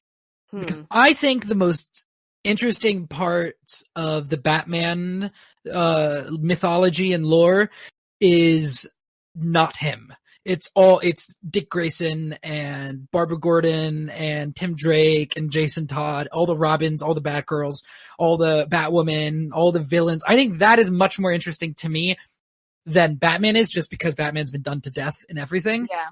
So Right. with all these other characters getting introduced in the Batman, I hope that Jamie Lawson leads her own Batgirl movie. I hope that they cast somebody to be Dick That's- Grayson in the Batman and Dick Grayson shows up in a Nightwing movie. I would much rather see that than the Batman.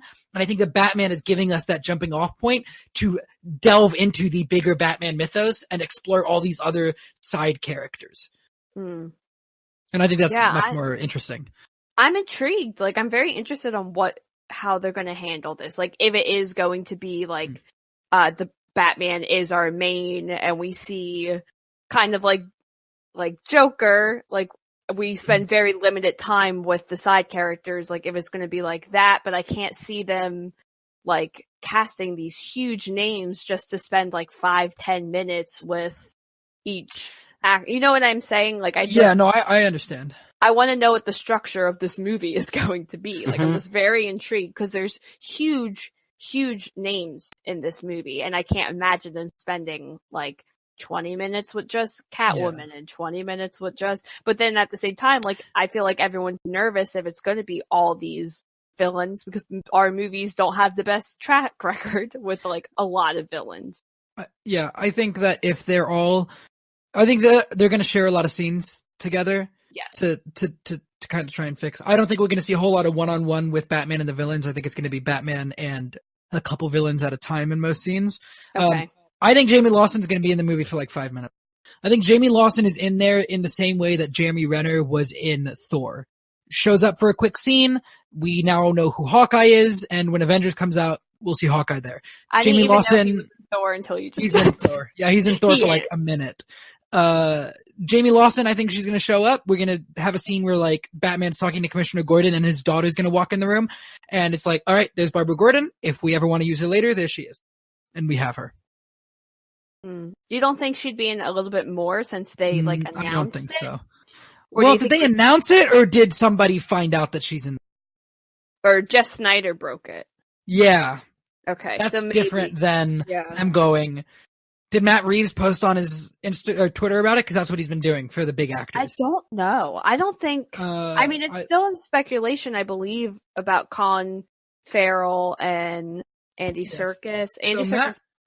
Andy Serkis was confirmed. I do know that. Yeah, Andy Serkis was confirmed a couple days ago. Okay. I knew that. Alfred, Gordon, Edward Nashton as somebody. Is he Riddler? Catwoman is confirmed. Paul Dano is the Riddler. Oh, then who's Edward Nashton?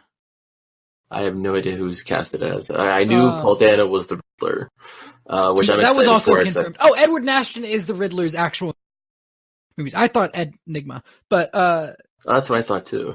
But I guess they're using a different name for it. I guess they're using Edward Nashton instead this time. Yeah, so those are like the people that have been confirmed pretty much. You know, Catwoman, Riddler, Alfred, Gordon. Those are all the people that have been confirmed by Matt Reeves.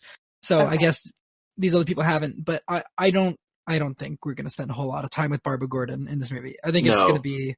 I think it's just going to be Batman with the Riddler, obviously, because Paul Dano's the Riddler. And you got to have some action with them two to begin with, because they didn't announce any other villains. I mean, not any action. I really don't want the Riddler and Batman to fight. Riddler and Batman should not get into a fist fight. No. This movie I wasn't suggesting that, because the Riddler is not the Riddler's not even that type. He's not that type to fight. He's more of a brainy kind of quizzical kind of guy, and he'll like trick the Batman more. I know Jim Carrey did it in the Batman Forever, and it's not a really good portrayal because I see better portrayals of the Riddler, because I'm a huge fan of the Riddler, so Paul Dano could definitely elevate that a bit. But it's great casting, and I'm actually kind of excited to see the Batman, because I'm a Batman fan after all. I mean, Robert Pattinson could make it work for what is worth, but we'll just have to see. So I'm excited for it. So yeah, I'm super excited. I'm sad that it's so far away. It's like 2 years, I believe. 2021 has like 6 superhero movies in it as well, or 7. It's got an insane amount, because Black Adam's going to be in there now. It's going to, there's too many superhero movies coming out in 2021. We'll Black see. Adam, I did not add that in here. We can talk. We don't need to talk about it. I just was, unless you guys want to. I was just throwing out movies that are coming. No, it's actually going to happen. Do you think it's actually? I do. Oh, I do. I think it's going to come out. Okay. After Shazam, really quickly, people, because I want to say this real quick. On Movie Talk, they were talking about Avatar 2 making money and going up against Black Adam, I'm not sure we can say whether Avatar 2 is going to make any money until we see a trailer. Do you think Avatar 2 is actually going to come out? Yes, no, I think that Disney, after acquiring Fox, went to James Cameron and were like, hey, they put a bunch of money into your shit. We put a bunch of money into your shit. We need results. Plus, within Disney the next couple years. Has the Avatar land in Disney Worlds. They can... Well, I guess not even that, but they're pumping so much money into these movies to make fucking Avatar 2, 3, 4, 5, 7, 8, 9, and like all at once. There is no way that Disney's going to be like, yeah, you can take as much time as you want. They're going to be like, look, they've put enough money into you. We're not going to do what they did. You're going to give us a movie or else we're cutting you off and we're done. Like, you're not going to make your 27 movies unless you start producing results. That's not the way that Disney plays. Mm-mm. So, but I don't think we can know how Avatar 2 is going to do because it's not in the public lexicon, really. Nobody knew that Avatar was the highest grossing movie of all time. I've never heard somebody talk about Avatar that wasn't in the film space. I've only watched half of Avatar on Disney Plus launch day for the first time. I saw it in theaters in 2009 and I was bored out of my mind. We only watched an hour and a half of it and I was like, how was this nominated for Best Picture? Like, but also, understand. It made so much money that who knows, maybe a trailer for Avatar 2 comes out and everybody remembers and they freak out. And at that point, I think that's when we can talk box office for that. I think we have no idea how Avatar 2 is going to do until a trailer comes out, just because I don't think anybody remembers it. No. Mike, did you have anything about Black Adam? We just kind of went on a tangent, Shawn. No, because I mean, The Rock is The Rock, so we'll see. Yeah, well, okay, moving on. So Friends. We're friends, right? That was terrible. Have you guys watched Friends? Do you guys like Friends? I've never seen Friends. I know I've seen a couple episodes. It looks terrible. What about you, Mike? I've grew up on it. I've had like DVDs of like select episodes. I haven't got the complete series, but yeah, I grew up on the show. I've seen its start and all the way to the end. I loved it. I still love it. So Friends is getting the unscripted reunion show officially. I know it's been like a huge thing that people want a reunion of it. I guess fans do and don't. I don't really know. What do you guys think about the unscripted idea? That sounds like a massive mistake to me. Even as like that. I like that a lot. What I don't. I can understand what they're thinking about and talking about with that, because they could like relive moments from the show and talk about it. You know, it'd be like but then as I'm saying that, it might be a glorified clip show then. That's fine. I mean, that's exactly what I would want. I'm being honest. I mean, they've appeared on each other's other shows after Friends. I mean, that's a good like reunion, but like people want to see like scripted, like seeing the characters so many years after the show. And I mean, it's been 25 years now, so my god, like any of has it been 25 years? 1994, same. What the hell? It started in 1994 and ended in 2005. 2004. Because How I Met Your Mother started right after, and people always compare those two. Oh, so yeah. That's how I remember. It's always compared, yeah. I think How I Met Your Mother is much better, but whatever. How I Met Your Mother's really good. Okay, cool. That's my favorite TV show, so I'm like... Yeah, I love How I Met Your Mother. I don't know. I really like the idea of the unscripted because I hate when they come back. I don't think it ever works. Like, I don't know. Like, I don't want to see where are the How I Met Your Mother people now. Like, I don't want to see that. I mean, that show's kind of like, if it was How I Met Your Mother, it's kind of impossible because the show comes forward and stuff all the time. But I would love to see an unscripted, like them all get together just for one episode. I don't need like a 8 episode. One episode, they come back together and they talk about their favorite moments or what they hated or whatever. So I have a hypothetical question for you then. HBO Max comes out. That's where this Friends thing is going to land. Well, I mean, it's not. I don't think it's been officially said. I think that's what people are saying. Yeah, I've got to get. So let's say in imaginary world, HBO Max comes out. This Friends special is going to air there. If you are already not buying HBO Max, if you do not already have it, are you signing up for are you going to spend $15 on a one episode reunion special where they sit around a table and talk about the series, or are you signing up for a 6 episode or even a 2-hour movie? Me personally? Yeah. Well, you personally, and then what do you think the consumer is going to sign up for? I don't think the consumer would sign up for the first one, right? Yes. So I get what they're going. Me personally, I wouldn't sign up for anything for Friends. Okay. For Friends. I don't really like Friends. I think it's all right. Yeah, I don't like Friends either. I've only seen a couple episodes. It looks terrible. I think it's because I watched all of How I Met Your Mother first, and it's my favorite show. And then I went back and watched Friends. And there's so much comparison between because they're sitcom shows. And they're both set in New York, and there's character parallels. Exactly. Apartments. Yes. Yeah. There's only so many tropes you can do in a sitcom. But anyway. I just don't think the characters in Friends are as likable as the characers in How I Met Your Mother. Oh, I agree. We don't have to. We'll get into this later. That's fine. I'm not taking. People have opinions, and people love How I Met Your Mother. How I Met Your Mother has better qualities compared to Friends. I mean, Friends is if you look at articles, a lot of people are watching Friends now, and they're saying bad things about the characters. Especially Ross is one of them. The characters are terrible. Yeah, and they bring up the people. flaws in the shows. So Ross is a terrible human being. So, he's a terrible guy. Ted's also a terrible person as well. Yeah, well, Ted's not the greatest either. I mean, he has his flaws. Barney's an absolute terrible person. I don't like Robin. She's awful. Yeah. But I love Marshall and Lily, so they saved the whole thing. Marshall and Lily are great. Anyway, I don't know how are we. Do you really want to talk about Dune, Sarah? Not really. Neither do Mike. Do you want to talk about Dune? Do you guys think it's actually gonna do well? Josh McCouga keeps bringing up this movie is gonna fail. When does it come out? It comes out next Christmas. Yeah. So there isn't a Star Wars movie. What's it going up? Hang on. Movies in 2020. I believe it's next year. Yeah, that sounds right to me because they're filming it now. So it has an amazing cast. It's coming out the same day as West Side Story, Uncharted, and Coming to. That's right. I think this movie, unless you really sell it in the trailers, I think this bombs. Not bombs. I think it does fine. Do you think it gets the sequel? I think so because I remember hearing about a sequel a year ago. When everything started. So I think that they're pretty sold on doing the sequel. Yeah, I think they went in saying they were going to do a sequel. Yeah. And I heard they're doing a TV show. A side series too as well. So they're going all in. I'm not sure if that happens.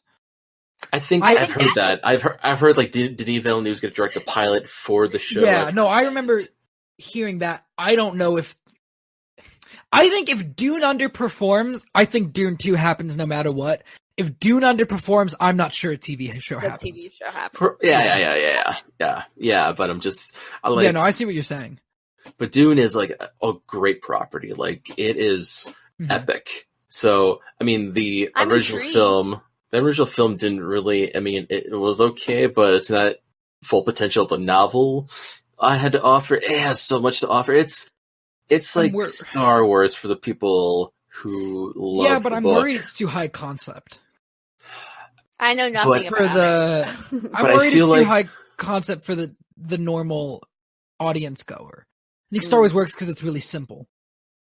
Denis Villeneuve is a great director, and I think he can pull off Dune after especially doing Blade Runner 2049. I think he can give us Dune, the proper Dune we can see in the theaters, and he'll try to appeal it to average audiences. It's great sci-fi. I don't think the movie's going to be bad. I think the movie's going to be great. I don't think it's going to connect to the audience. Exactly. I think it's going to be too high concept. I think Blade Runner 2049 was too high concept for the audience, and I think the box office reflects that. But it depends on how long it is too. Yeah, and I think it's going to be long. I mean, but Denis Villeneuve has not done a bad film. So. No, and again, none of this conversation is about whether the movie's going to. I think we all agree that the movie's probably going to be good. It's Denis Villeneuve. Yeah. It's got a great cast. I think if it's going to make money.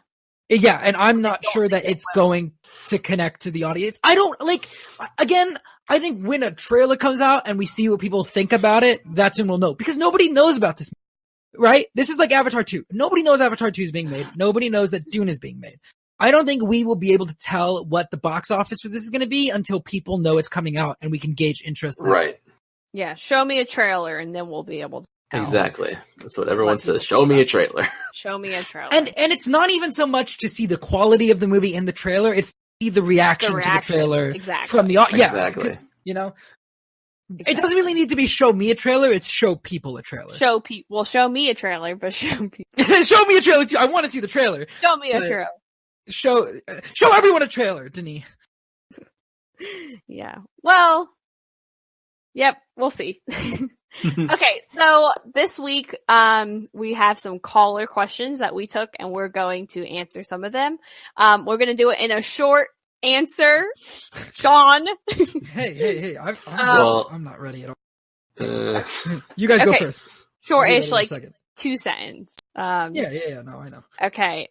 Well, I don't know some of these answers. So, okay, ready? The first question is favorite thing of the year. Movie, TV, game, song, anything like that. Mike, you go. I thought long and hard for this one, especially because I had to look up a lot of things to figure out what was the thing. But I'm going to be very heartfelt with you guys. Doing this podcast and then doing Into the Grid with Shawn was the most favorite thing of the year because you make me sound like an asshole in a minute. Oh, I didn't prepare for it at all. I know, and I wanted just because this experience alone has been my favorite of the year. Like I look back because pretty soon next year I'm going to be saying this show's going to be a year, and I'll say I've been on the show for a year because this show is a passion project, and I was helping with Josh with that. And then meeting Shawn, getting to know him, and then talking Power Rangers with him is a passion. I love that. So that is my answer. Favorite thing of the year, doing these podcasts. Wow. I don't even... God damn it, Mike. Go ahead, now you're Shawn. gonna make me sound like an asshole. All right, movie, Jojo Rabbit. TV, Watchmen. Game, Kingdom Hearts 3. Song, I split up into 3 categories. Artist, Alex Marzonia. Guys, listen to Alex's music. It's fucking great. Album, the new Jonas Brothers album. And song, it's either Face My Fears or Don't Think Twice from Kingdom Hearts 3. Boom. Done. Sarah? Oh my god, I didn't think about this at all, guys. Favorite... And during this podcast, I mean, yeah, certainly. Yeah, I love doing this podcast. Thank you guys so much for bringing me on. It's been great. The only movie I can think of is Endgame. I don't know why. Like, it's the only thing. It's Disney taking over. Yeah, that's the only thing I can think about. Favorite thing this year, Disney. Disney Plus. Disney. Oh, Disney boy. owns my soul. I've been watching a lot of Halloween Wars. So I love that. Favorite thing of this year. We'll do a question like this before the New Year's and we'll talk about obviously 2019. Yeah. I'll give you a better answer, I promise. Moving on, my next favorite question. Which Avengers, I'm saying it doesn't have to be the core Avengers. It can be anyone in the Marvel Cinematic Universe. Would you make out with? So I'm opening it up to anyone. Why do I have to go first all the time? Shawn, you go first. Mike went first the last time. I don't know. What's a funny answer? Vision. He's a robot. There you go. He's not a robot. Yeah, he is. What the fuck do you mean he's not a robot? I don't think he's a robot. He's a robot. He's made out of metal. No. Yeah, I've only seen Age of Ultron. No, give me a real answer. I don't know. Mike, who would you make out with from the event? I opened it up to anyone, not just the main Avengers. Well, I know what you mean, but I'm just like, because they're like, oh, you can make it funny. So I could look to make out with the Hulk or just like, that's not funny. I would love to make out with the Hulk. Well, I know Mark Ruffalo is hot. I mean, both. Yeah. Isn't that the exact quote that Roxy said or Dorina said on the show?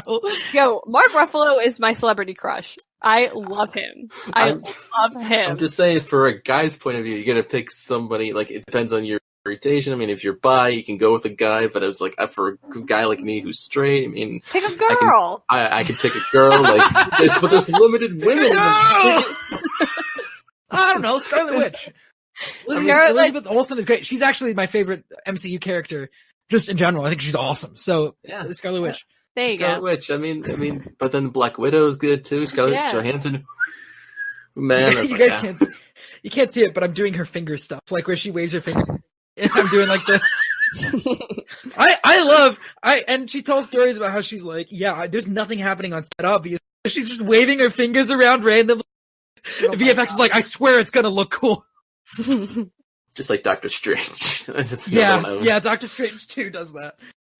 But yeah, so you go. So did you have an answer? You just named a bunch of people that are in the Avengers movies. Even I said Scarlet Witch. Black Widow. Okay, there we go. Got him. I would be Captain America, obviously. Yeah, of course. I don't Peggy Carter. God damn it, that's one of the ways I should have gone with Peggy. You should have gone with Peggy. Yeah, I would go Peggy. Haley Atwell. Haley Atwell. Oh my god, that's Valkyrie. If I had to pick a female. Oh, yes. And then no, I would. Helping you guys out. Nebula. I don't know about that. I liked her on Doctor Who. I don't know about. I would. With their bald head. Maybe Gamora. Maybe I don't know. Yeah. Now Sarah's judging you, Mike. This is why you just say Vision instead of giving a real answer. Come on! I said I would make out with the Hulk. Like, I don't know. Yeah, but then you said Captain America, which is the most basic answer. Okay, Thor. I don't know. Yeah, another really brave answer. Sarah. I said Ant-Man. Okay. Scott Lang. I don't think that's another brave answer either. What's a brave answer? I don't know, like Thanos. Thanos, yeah, there you go. There's a brave answer. Or like Slave, or like or Rocky Raccoon. Rocky Raccoon, yeah, or Groot. Yo, what? I'd pick out with Groot. Yeah. You know where that tree's been. We're Drax. Yeah, there you go. There's Drax another brave. There we go. He's pretty funny. The Destroyer. All right, moving on before this goes very inappropriate. This one's hard. I know the answer. Go ahead. The answer is The Phantom Menace. Because, and I'm not saying the sequels as a whole, or the prequels as a whole.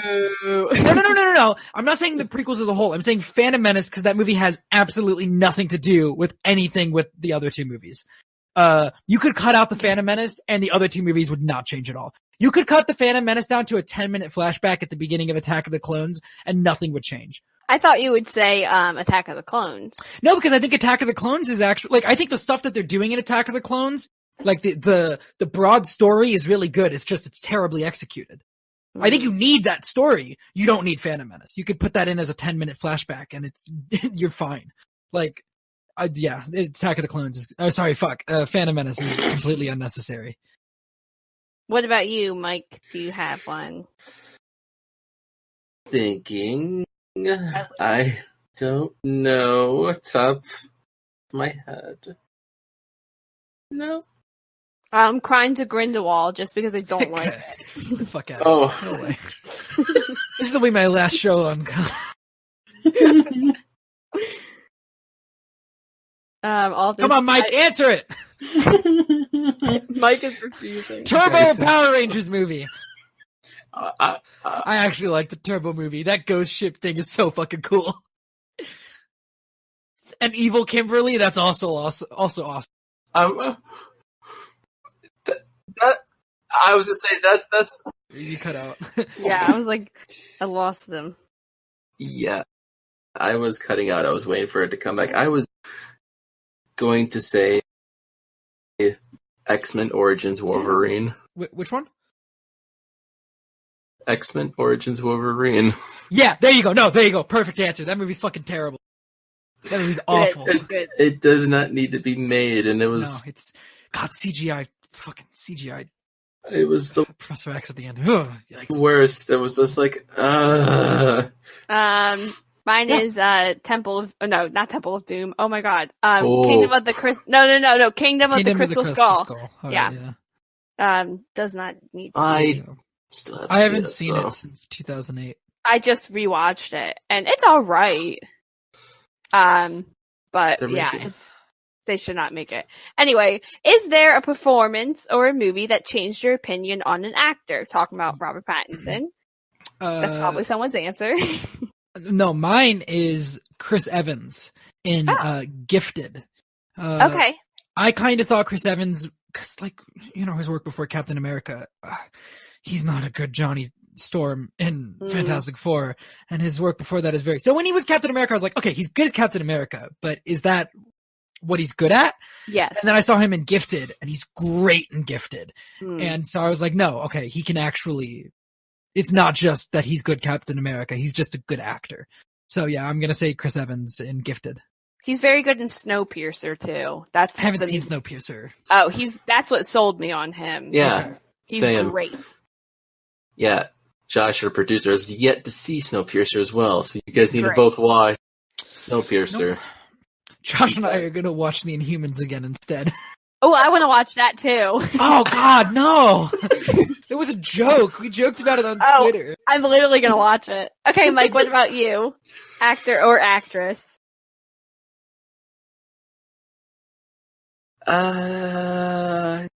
Kristen Stewart in The Runaways. Okay.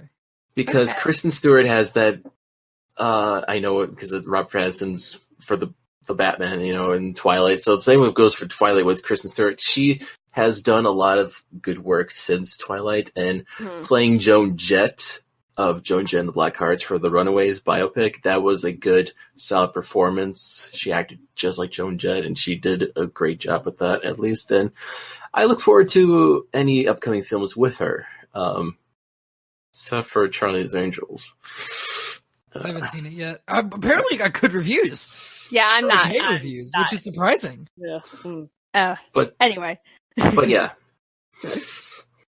Mine is, I don't know if mine is controversial or not. I don't know. Mine is Jim Carrey.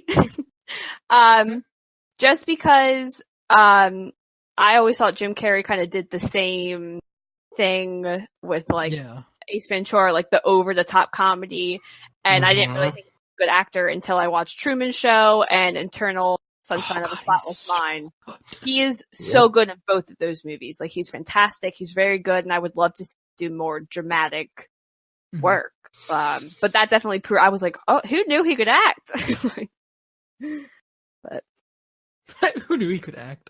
I didn't. I just always thought he could do like the over the top stuff, and I was like, oh. Well, that's how we got to start, at least. I mean, I'm a big fan of his comedy, and he's going to bring that back for Sonic the Hedgehog. Oh, so excited. Just kidding. Come on, give me a break. Well, so Sonic the Hedgehog might become a movie that everyone hates. What's one of your favorite movies? That was good. That might be good. Thank you. That might be terrible, or it might be good that people just hate. It's a great movie that everybody hates. Fantastic Beasts: The Crimes of Grindelwald. Shut up. You're fired. That is my. Hang on, I'm about to at Josh and see if you have the power to fire me. Josh, I want him off the show. I want a new co-host. Just kidding. I guess my meme answer could be The Last Jedi, but I think I don't think everybody hates that. But no, it's Fantastic Beasts: The Crimes of Grindelwald. I love that movie. I think that movie's great, and people didn't like it, so yeah. Good. Mike, what about you? Movie that everyone hates, but I love. That question pops up a lot. I hear that's the most common. Yeah. Shush you. I can't wait for that, okay? Part 3. But now, you're the one that just like... Shawn, let him answer the question. Let him answer the question. I'm trying to help him. Oh, trying to help me. That's real fun. Honestly, I've been cooking on this for a while, and I mean, I don't think everyone hates it, but I think people are just saying it's not the best. I still kind of like The Lion King 2019. I like it too. I didn't think it was that bad. I thought People it was terrible, said but that's okay. people said it was just bleh, but I was like, it's okay. I like it. It's my favorite of the year so far. Holy Oh. shit! Oh. Like what? It's the your fuck did you just say favorite. to me? How many movies have you seen this year? Hang on a second.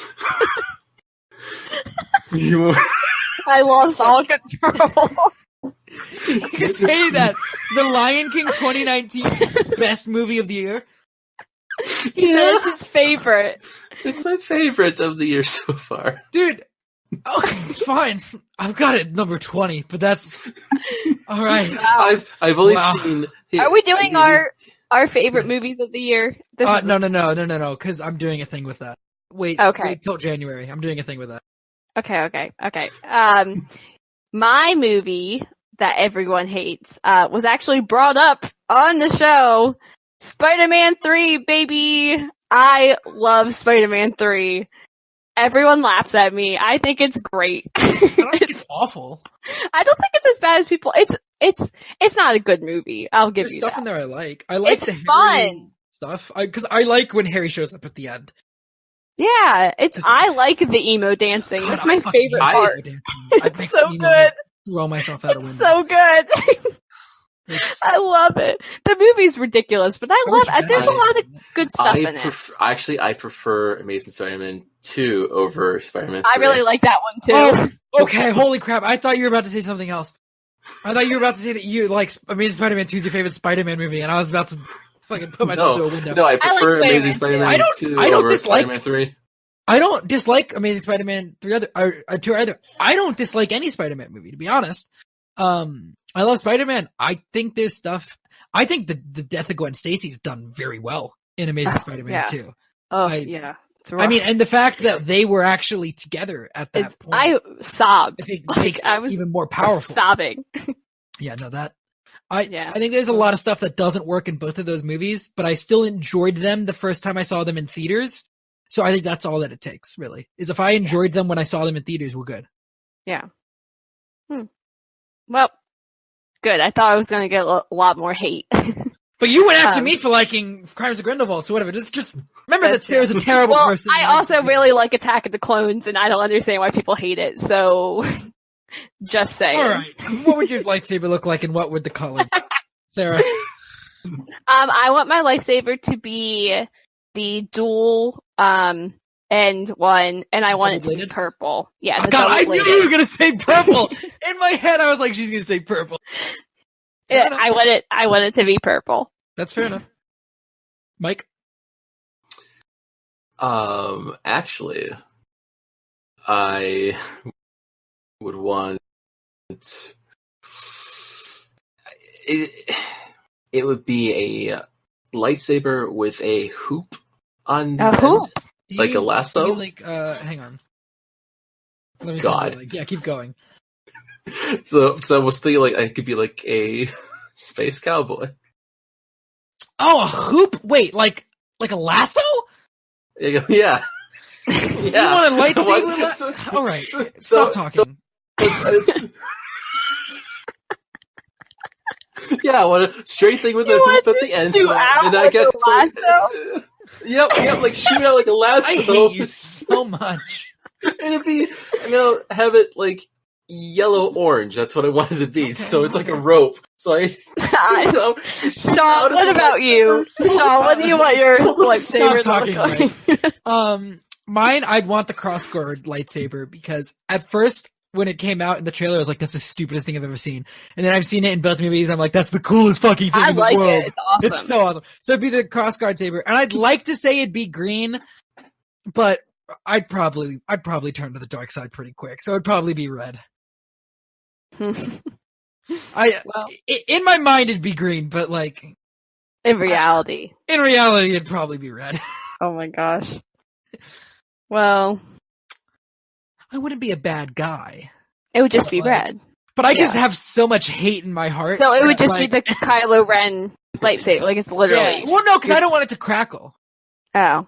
Because I think that, like, You don't want to make it yourself. And you I don't think want- I'm so done that I'd be a dark side user, and cause like the whole thing, real quick, Sara's lesson, the whole reason his lightsaber crackles is cause he's not fully evil.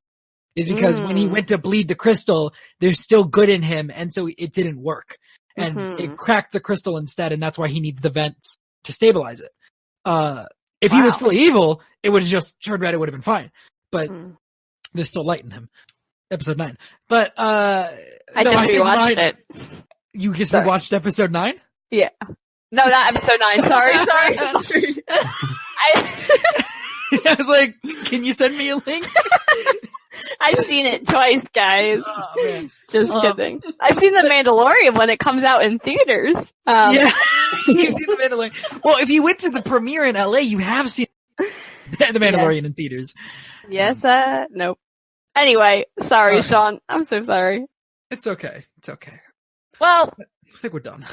That seems like it's the end of our show. I'm tired. I promise I'll get more sleep next time and I won't be as crazy. I can't make that promise. I'm sorry. Mike, where can the people find you? People can find me on Twitter at Mike Mixtape, and Shawn and I do a Power Ranger podcast called Into the Grid. You can follow that on Twitter at Go Into Grid, and we're at Anchor at anchor.fm/Into the Grid. Very nice. Mike. What about you, Shawn? Where can they find you? Find me obviously here. You can find me on Twitter at Shawn_AFK, obviously Power Rangers podcast, and Wade and I are doing a Mandalorian review show, and you can catch that every weekend or whatever here on the Merc with the Movie blog feed. And you can find me on Twitter at SCBOC, SSEA, I should probably plug my Bachelor podcast that I do. It's Go Get That Rose. I also do it with Jay Wade. It gets uploaded once a week. I don't know. Bachelor season doesn't really start until January. We're just talking about Dancing with the Stars, but come follow us in January when it starts. And you can find this show on the Merc with a Movie fleet. Oh my gosh. Merc with a Movie blog feed, on Anchor. Just go to Anchor. This is a mess. I'm so sorry. We'll see you guys next week. Sorry, Josh. Please come back. I'm so sorry, Josh. And we're canceled. See you guys never. It's been a nice run. We'll see you guys never. Josh, don't fire me. Please don't fire me. Much like Power Rangers after Turbo, we're about to get canceled. So it's been real, guys. I'm so sorry.